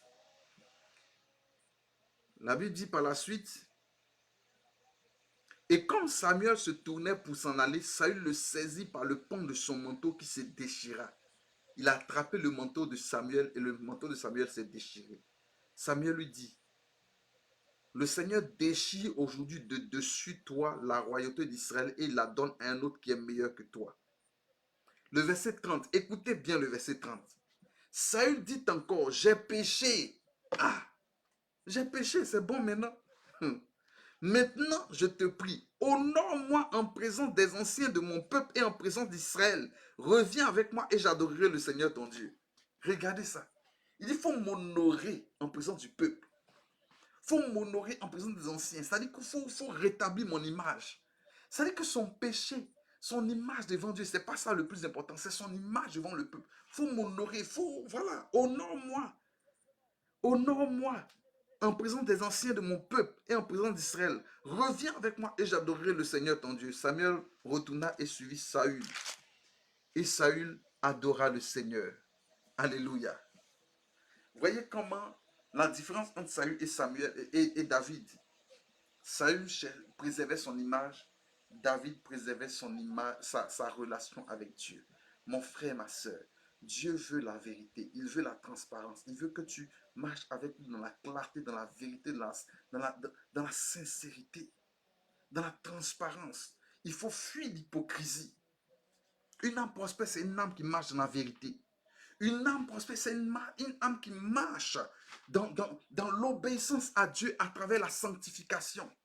Frères et sœurs, nous sommes faibles, c'est vrai, mais l'esprit est bien disposé, comme dit la parole de Dieu. Nous avons l'Esprit de Dieu qui nous donne la capacité de vivre la vie de Dieu. Alléluia. C'est pourquoi crois que l'Esprit de Dieu en toi te rend capable de faire la volonté de Dieu. Alléluia. Donc, frères et sœurs, la vérité. La vérité. Troisième caractéristique, frères et sœurs, que l'apôtre Jean relève lorsqu'il parle de Gaius, au sujet du témoignage de Gaius, il parle de l'hospitalité de Gaius. Ça fait référence ici à la charité, frères et sœurs. Une âme prospère, c'est une âme qui vit dans la charité. Une âme qui met en pratique l'amour de Dieu, mon frère, ma soeur. L'apôtre Jean dit, n'aimez pas seulement en parole, mais en acte et en vérité, frères et sœurs. Aimons Dieu et aimons nos frères en acte et en vérité. Lorsqu'on parle d'amour, de charité, d'amour, frères et sœurs, c'est aimer Dieu et aimer son prochain. Aimer Dieu et aimer son prochain, frères et sœurs. Aimer Dieu et aimer son prochain. Alléluia. Aimer Dieu et aimer son prochain. Troisième caractéristique d'une âme qui est prospère, c'est la charité. Mon frère, ma soeur, ce qui doit caractériser le chrétien que tu es, le chrétien que je suis, c'est l'amour que nous manifestons. Arrêtons nos agitations. Arrêtons de faire croire que nous sommes spirituels. Ce qui fait de toi un homme véritablement dans l'esprit spirituel, c'est que tu manifestes l'amour. C'est que tu manifestes l'amour. Que tu aimes Dieu, oui. Ça, je suppose et je crois que tu aimes Dieu. Mais aimer son prochain, frère, sœur, c'est plus difficile qu'aimer Dieu. Pourquoi je dis c'est plus difficile qu'aimer Dieu? Parce que Dieu, il fait toujours du bien. Même si Dieu nous fait traverser des épreuves, c'est Dieu. Des fois, on se dit, bon, tu ne peux pas te rebeller contre Dieu parce que tu sais que c'est Dieu. Mais ton prochain, comment tu l'aimes? Comment tu lui manifestes l'amour? Frères et sœurs, la Bible dit que notre amour soit sans hypocrisie. Mais c'est bizarre qu'on dise que l'amour soit sans hypocrisie. En principe, l'amour, on ne doit même pas parler d'hypocrisie. Mais si la Bible dit, c'est parce qu'en réalité, c'est des choses qui sont réelles. C'est parce qu'il y a des gens qui manifestent un amour plein d'hypocrisie, qui donnent un semblant d'amour, qui donnent une apparence d'amour. Mon frère, ma soeur, lorsqu'on parle d'amour, et je veux insister sur aimer son prochain, frères et sœurs, ce que la parole de Dieu appelle amour, frères et sœurs, ça se montre par des signes. par la compassion, par la charité, par la fraternité. Et quand tu dis que quelqu'un est ton frère, il y a une manière de marcher avec lui. Alléluia. Un amour sans hypocrisie, pour moi, frère et sœur, lorsqu'on parle de la charité, c'est de l'amour ici, ça me ramène aux béatitudes où la Bible parle des cœurs purs. Alléluia. On dit heureux les cœurs purs. Heureux les cœurs purs. Un cœur pur, mon frère, ma soeur, c'est un cœur qui aime son prochain en vérité. En vérité. En vérité. Pas dans l'hypocrisie. Tu fais croire que tu aimes la personne alors que tu combats la personne en arrière. Alors que tu salis la réputation de la personne. Alors que tu parles mal de la personne. Ce n'est pas l'amour, mon frère, ma soeur. Tu peux donner l'apparence. Tu peux donner l'apparence. Tu peux faire croire à tout le monde que tu aimes quelqu'un. Tout le monde. Mais tu ne peux pas faire croire ça à Dieu. Parce que Dieu sait. Dieu sait, il voit tout. Donc, aimer, ça dit, l'amour, frères et sœurs. Comme je dis, ça me fait penser à ce qu'on appelle le cœur pur. On dit l'homme au cœur pur, aux mains innocentes, c'est lui qui montera la montagne du Seigneur. Le cœur pur, frères et sœurs, c'est celui-là qui aime son prochain en vérité. C'est celui-là qui ne médite pas le mal contre son prochain. Qui ne médite pas le mal contre son prochain. Frères et sœurs, soyons vrais avec nous-mêmes. Regardons dans nos relations. Quel genre d'amour nous manifestons? Si tu veux que ton cœur soit, ton âme soit prospère véritablement, mon frère, ma soeur, il faut te peser sur cet aspect-là. Il faut jauger l'amour dans ton cœur. Est-ce que tu manifestes vraiment l'amour? Est-ce que l'amour n'est pas marqué d'hypocrisie, de fausseté? Est-ce que ton cœur est pur vis-à-vis de ton prochain? Le cœur pur, c'est celui-là qui ne médite pas le mal contre son prochain. C'est celui-là qui pardonne. C'est celui-là qui ne soupçonne pas le mal. Frère, c'est quand on dit l'amour ne soupçonne pas le mal. Vous voyez, j'aime ce passage parce que vous voyez, frères et sœurs, quand tu as des proches et tu penses toujours que ton frère est contre toi, ça veut dire que tu soupçonnes le mal.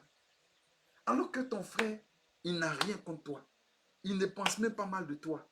Il t'aime, il est vrai avec toi. Mais tu as toujours dans ton esprit, tu penses que ton frère est contre toi. C'est soupçonner le mal. Et la Bible dit que ça, là, c'est un signe que l'amour n'est pas, c'est pas l'amour, ça. Parce qu'on dit l'amour ne soupçonne pas le mal. Mon frère, ma soeur, une âme qui est prospère, c'est une âme qui manifeste l'amour. Donc, 3 caractéristiques que je tire de ce passage, c'est premièrement, l'âme qui est sauvée, qui aime Dieu, qui est attachée à Dieu et tout. L'âme qui marche dans la vérité vis-à-vis de Dieu. La vérité également, c'est vis-à-vis de dans ses relations. Dans ses relations. C'est la vérité. Troisième chose, c'est l'amour. Voici 3 caractéristiques tirées de ce passage. Il peut en avoir d'autres. Et peut-être que nous allons en parler une autre fois. Mais voici les 3 caractéristiques que je voulais partager avec vous ce soir. Et si, mon frère, ma soeur, ces 3 caractéristiques-là se trouvent en toi, oh, mon frère, ma soeur, tu disposes ton âme à quelque chose d'extraordinaire. C'est ce qui révèle la prospérité de l'âme. Une âme qui est pure, un cœur pur, une âme qui aime, une âme qui est dans la vérité, une âme qui est attachée à Dieu. Mon frère, ma soeur, si tel est l'état de ton âme, alléluia, alors tu vas expérimenter la prospérité à tous égards. Tu vas expérimenter la prospérité à tous égards. Comme le psaume 128 le dit. Regarde le psaume 128. J'aime ce psaume. Que quelqu'un mette psaume 128. La Bible dit ceci. Heureux tout homme qui craint le Seigneur, qui marche dans ses voies. Tu jouis alors du travail de tes mains. Tu es heureux, tu prospères. Alléluia. Shadabras. Alléluia. Oh. Il dit.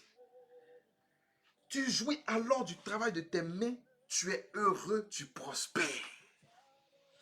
Heureux tout homme qui craint le Seigneur. Tout homme qui craint le Seigneur, il est heureux. Alléluia. Tout homme qui craint le Seigneur et qui marche dans ses voies est heureux. Il dit, la conséquence, c'est que tu jouis alors du travail de tes mains. C'est-à-dire, lorsque tu entreprends quelque chose, tu en bénéficies. Tu jouis alors du travail de tes mains. Tu es heureux. Alléluia. Tu as le bonheur et tu prospères. Tu prospères.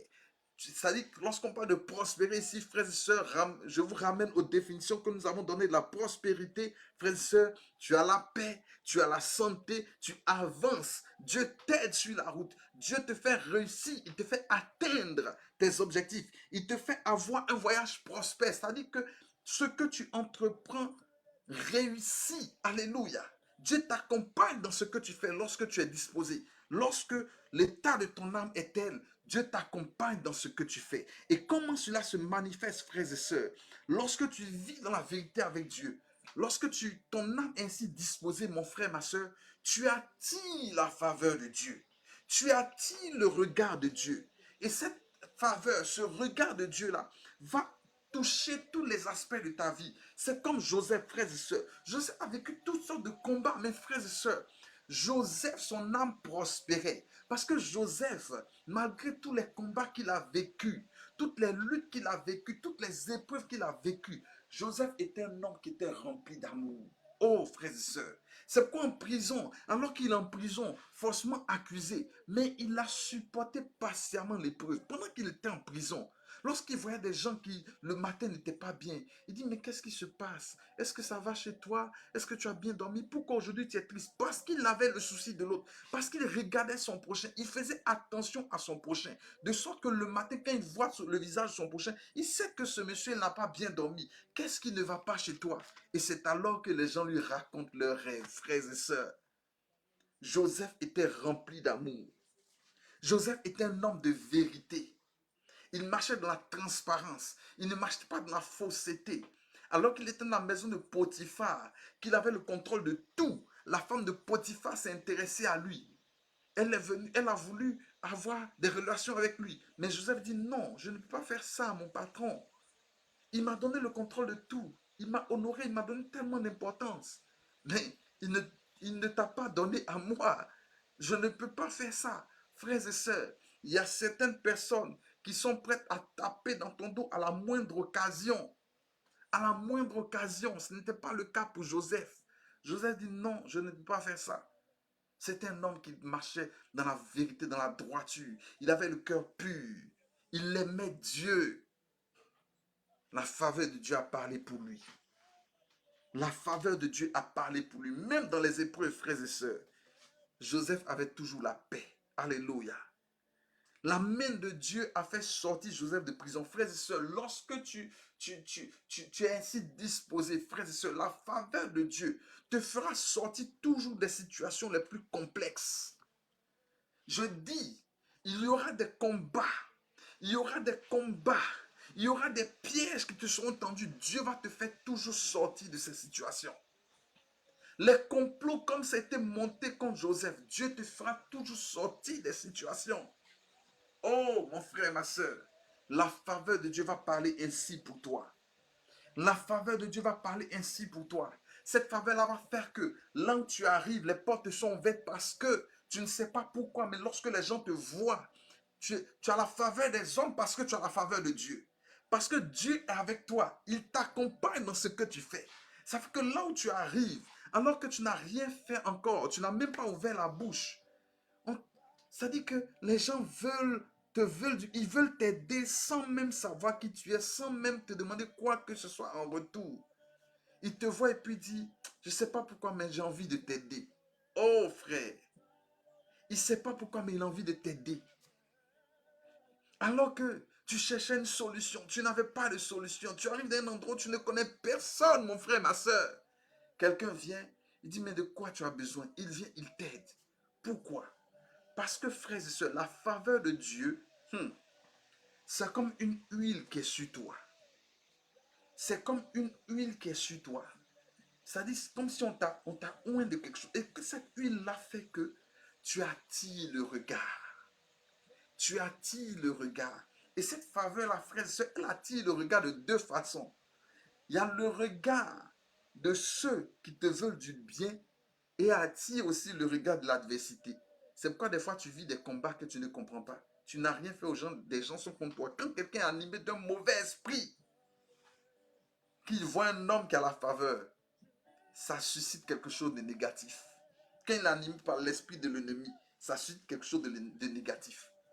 Mais lorsque quelqu'un est animé de sentiments purs, frères, sœurs, la faveur de Dieu parle. Et même quelqu'un qui peut être animé par les mauvais sentiments, frères, sœurs, Dieu peut changer son cœur en ta faveur. Dieu peut changer son cœur en ta faveur.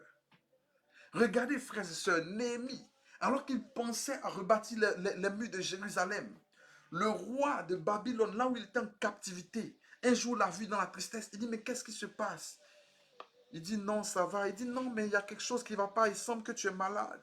Il dit, non, lorsque je pense aux ruines de Jérusalem, il dit, mais dis-moi ce que tu veux, frère. Quand Néhémie a exprimé ses besoins, le roi a donné des ordres, des feux verts pour que Néhémie aille rebâtir les murs de Jérusalem. Alors que lui, il n'était pas du peuple de Néhémie. Mon frère, ma soeur, la Bible dit que lorsque le Seigneur est avec toi, il dispose même tes ennemis à la paix avec toi.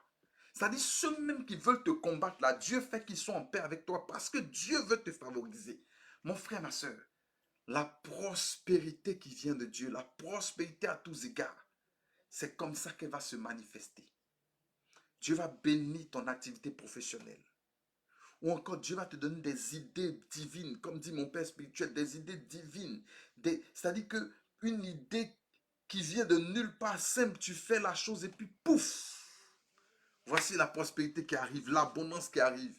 Tout à l'heure, j'étais tombé sur une vidéo d'un certain TikToker qui était bien habillé, puis il marchait. À cause de ces petites vidéos qu'il faisait, il est devenu riche. Et je voyais les commentaires des gens. Et ça m'a fait rire. J'ai même compté en disant, Dieu décide de bénir une personne à partir de rien. Et il y a des gens, ça leur fait mal. C'est-à-dire que leurs commentaires montrent que ça leur fait mal que Dieu ait décidé que la personne soit riche à partir de rien. L'homme est bizarre. Vous ne connaissez pas la personne.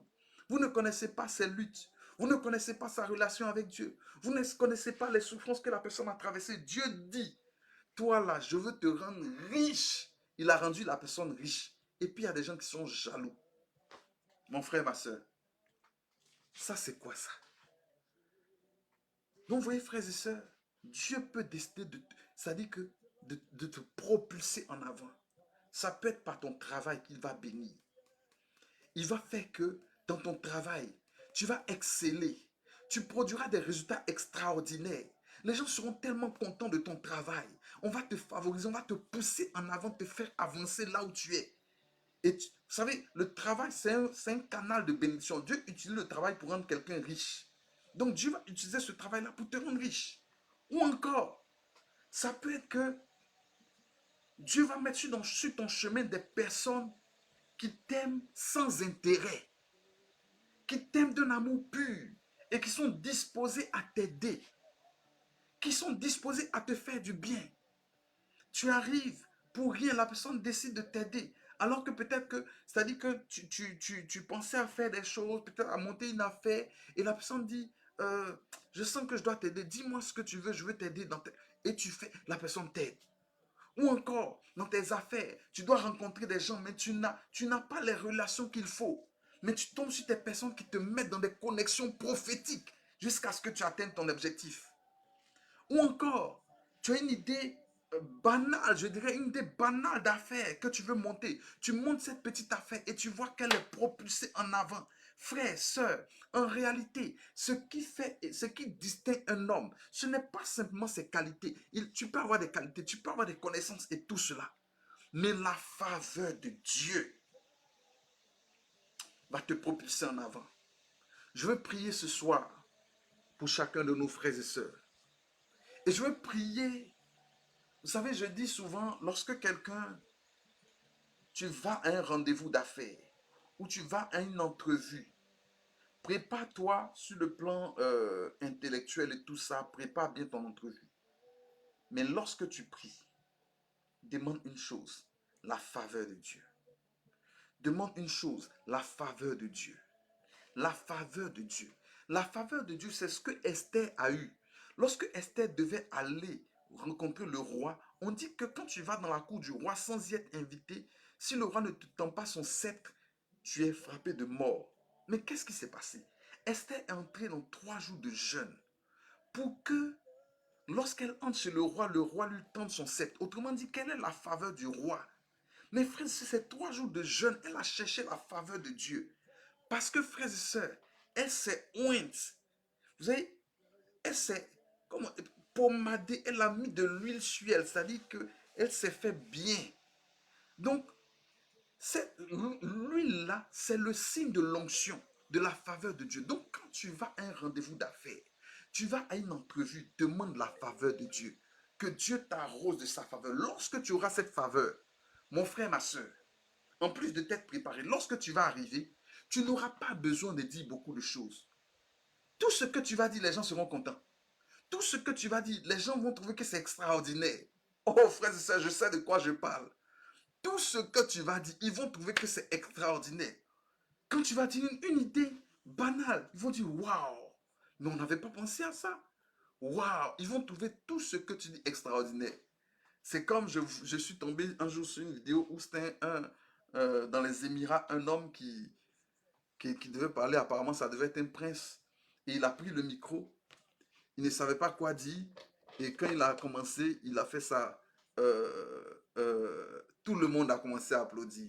Le commentaire qu'ils ont fait, ils ont dit, quand tu as l'argent, tout ce que tu dis, on applaudit. De la même manière, quand tu as l'onction, quand tu as la faveur de Dieu, tout ce que tu dis est fait. On le voit comme extraordinaire. C'est ma prière pour toi ce soir. Alors, frères et sœurs, prions. Prions, frères et sœurs, que la faveur de Dieu se répande sur nos vies. Que la grâce de Dieu se répande sur vos vies. Que la faveur qui était sur la vie d'Esther se répande sur vos vies. Afin que le roi vous tende le sceptre. Frères et sœurs, c'est de la même manière que pour nous, Christ est mort. Quand Christ est mort pour nous, en réalité, frères et sœurs, il nous fait porter son vêtement pour nous présenter devant Dieu. C'est pourquoi lorsque nous allons prier, lorsque nous prions au nom de Jésus. C'est-à-dire nous sommes revêtus de Christ. Donc lorsque nous arrivons devant Dieu le Père, nous sommes agréables à Dieu. Parce que nous avons revêtu le Christ. Alléluia. Sinon, sans le vêtement du Christ, mon frère, ma soeur, tu ne peux être agréable à Dieu. Alléluia. Alors, frère, soeur, prie avec moi.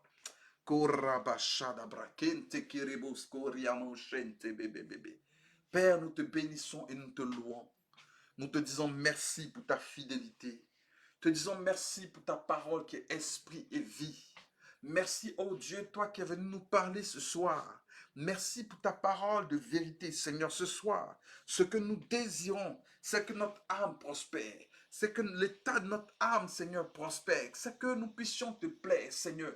Donne-nous d'expérimenter la prospérité de l'âme. Nous t'appartenons, Seigneur. Nous t'avons accepté comme Seigneur et Sauveur.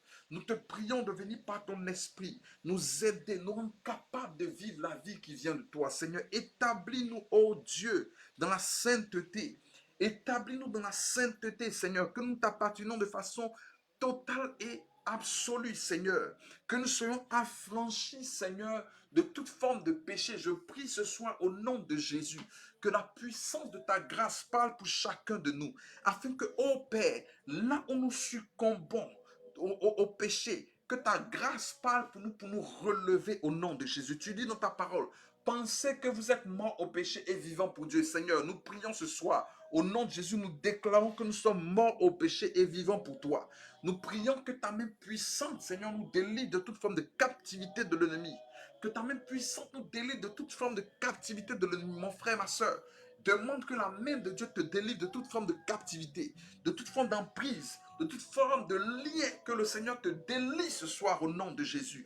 Que la main de Dieu te libère de toute forme de captivité au nom de Jésus. Père, je prie au nom de Jésus. Que la puissance de ta grâce nous rejoigne.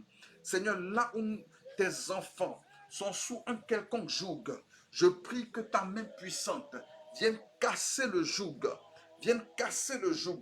Vienne casser le joug au nom de Jésus. Père, j'envoie le feu contre toute forme de captivité au nom de Jésus, contre les chaînes et les liens. J'envoie le feu au nom de Jésus. J'envoie le feu au nom de Jésus. Père, que ta main nous visite. Que ta main nous visite.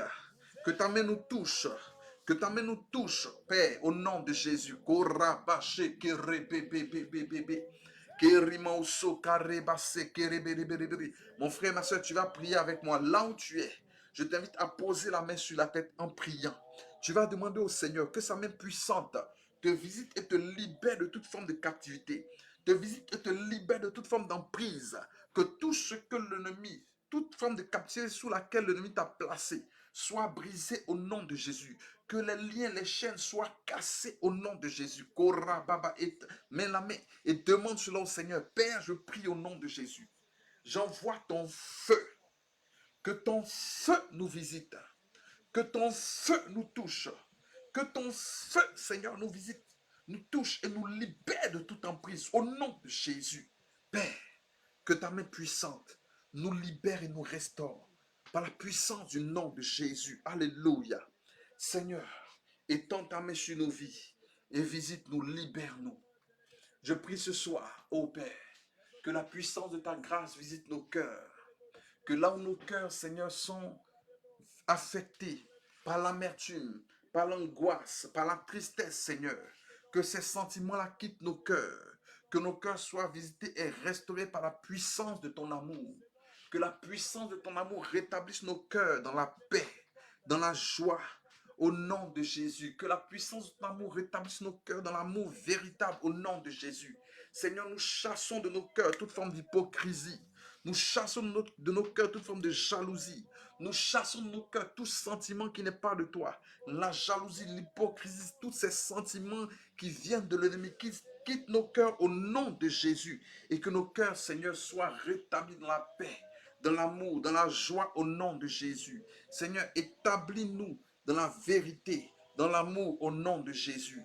Et que ta grâce parle pour nous. Seigneur, je prie maintenant au nom de Jésus. Que ta faveur se répande sur nos vies. Korabache kiriberiberi. Rokotoboso kirimamamam shadabraken rakatabaso. Père, que ta main nous visite. Je prie que la grâce, la grâce, la prospérité sous toutes ses formes, Seigneur, nous visite. La prospérité comme étant l'aide que Dieu nous accorde, que Dieu nous apporte dans la réussite de nos projets, dans la réussite de ce que nous entreprenons. Seigneur, je prie que cette grâce-là touche nos vies. Que cette grâce-là touche nos vies. J'appelle ta faveur sur nos vies, Seigneur. J'appelle ta faveur sur notre assemblée. Mon frère, ma soeur, là où tu es, appelle la faveur de Dieu. Appelle la faveur de Dieu. Appelle la faveur de Dieu. Dis, Seigneur, envoie sur ma vie ta faveur. Que quelqu'un dise, Seigneur, envoie sur ma vie ta faveur. Seigneur, envoie sur ma vie ta faveur. Seigneur, envoie sur ma vie ta faveur. Seigneur, envoie sur ma vie ta faveur. Korabache kerebebe. Seigneur, envoie sur ma vie ta faveur. Korikatabache lebre. Seigneur, envoie sur ma vie ta faveur. Korimaouche kereketebeso korobobobobobobo. Seigneur, envoie sur ma vie ta faveur, je te prie. Mon frère, ma soeur, demande la faveur de Dieu. Demande la faveur de Dieu. Demande la faveur de Dieu. Korikatabaso kirimaouche lebre. Radebos, Koriamo, Kente, Kerebos, Karia, Barabara. Seigneur, merci pour ta faveur, merci pour ta grâce. Qu'elle rejoigne chacune de nos vies, qu'elle rejoigne chacun de tes enfants, Seigneur. Korimo, Sekere, bébé, Seigneur. Là où les portes leur étaient fermées, Père, je prie que les portes s'ouvrent en leur faveur au nom de Jésus. Là où les portes leur étaient fermées, je prie que les portes s'ouvrent en leur faveur au nom de Jésus. Père, je prie que toute opposition, tout obstacle sur leur chemin soit levé au nom de Jésus. Que ces oppositions soient levées au nom de Jésus. Que la grâce de Dieu parle pour vous. Je prie que les anges de Dieu vous dévancent dans tout lieu de rencontre prophétique. Tout lieu de rendez-vous, que les anges de Dieu vous dévancent. Que les anges de Dieu vous dévancent pour ouvrir les portes. Comme c'était le cas pour Pierre. L'ange est entré dans la prison. L'ange a délié Pierre. Lorsqu'il lui a dit, lève-toi, les chaînes sont tombées. Pierre a suivi l'ange. Arrivé devant la première porte, la porte s'est ouverte toute seule. Arrivé devant la porte centrale, la porte de fer, la porte s'est ouverte toute seule. Je prie que l'ange de Dieu te précède et que les portes s'ouvrent au nom de Jésus. Que l'ange de Dieu te précède et que les portes s'ouvrent au nom de Jésus. Que l'ange de Dieu te précède et que les portes s'ouvrent au nom de Jésus-Christ de Nazareth. Korabache kerekete beso, rikato bache de brosa. Père, je te dis merci pour ta fidélité. Merci pour ta grâce. Merci pour ce que tu fais. Merci pour ce que tu accompliras encore. Merci pour la vie de chacun de mes frères et sœurs. Pour tout ce que tu vas réaliser dans leur vie. Oh Dieu, merci pour ta grande fidélité. Alléluia. Mon âme te loue, Seigneur. Mon âme te bénit, oh Dieu. Mon âme te célèbre, ô roi des rois. Korakatabache. Reketebe sokoro bobo bobo bobo bobo. Kiri mama mama shade brassé karababababa. Ô Père, nous te bénissons, nous te louons. Nous te disons merci pour ce que tu fais. Merci pour ce que ta main accomplit dans nos vies. Alléluia. Que la gloire te revienne. Que l'honneur te soit rendu. Au nom puissant de Jésus-Christ de Nazareth. Alléluia. Amen, amen, amen. Père, nous te disons merci dans le précieux nom de Jésus. Amen. Au nom du Père et du Fils et du Saint-Esprit. Amen. Alléluia. Frères et sœurs, je rends grâce à Dieu pour ce moment et je vous dis merci d'avoir été connectés, d'avoir suivi ce direct. Et je vous donne rendez-vous, frères et sœurs, le dimanche 2 mars. Pour le prochain rendez-vous de la montagne de Sion, ce sera en présentiel à la paroisse cathédrale Saint-Joseph de Gatineau de 15h à 18h. Comme je le disais à l'entame de ce moment, aujourd'hui c'était exceptionnel en raison d'une tempête de neige. Nous avons fait ce direct en lieu et place de la prière en présentiel qui c'était compliqué pour les déplacements vers le lieu de prière. C'est pourquoi nous avons fait la prière juste en ligne. Donc on se donne rendez-vous le 2 mars de 15h à 18h pour notre prochain rendez-vous de la montagne de Sion. Que le Seigneur vous bénisse et que sa grâce demeure avec vous dans le précieux nom de Jésus-Christ de Nazareth. Alléluia. Amen. Amen. Amen. Gloire à Dieu. Gloire à Dieu. Gloire à Dieu. Amen.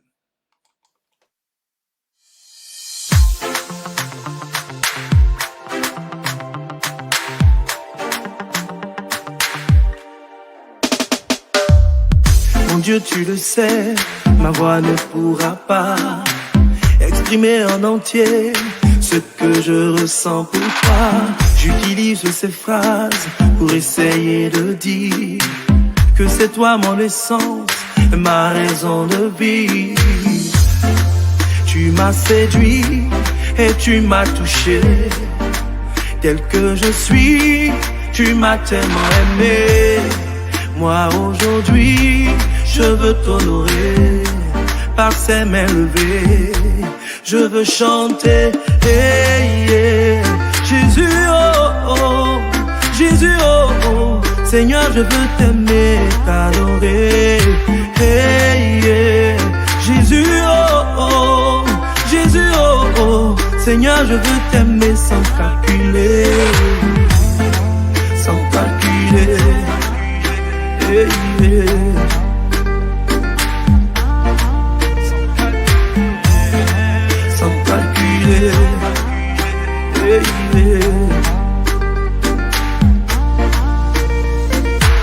Dans les eaux de la mer, Seigneur, tu as mis du sel.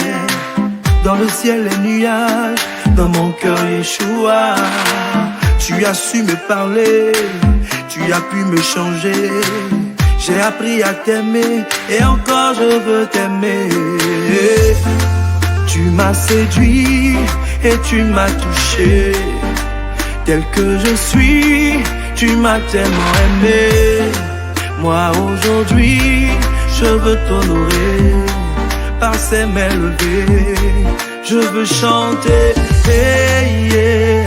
Jésus, oh, oh, Jésus, oh, oh. Seigneur, je veux t'aimer, t'adorer, hey, yeah. Jésus, oh, oh, Jésus, oh, oh. Seigneur, je veux t'aimer sans calculer, sans calculer, hey, yeah.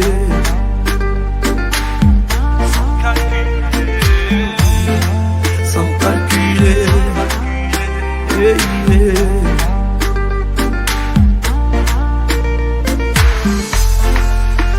Quand le soleil se lève, je veux t'aimer. Quand le soleil se couche, je veux t'aimer.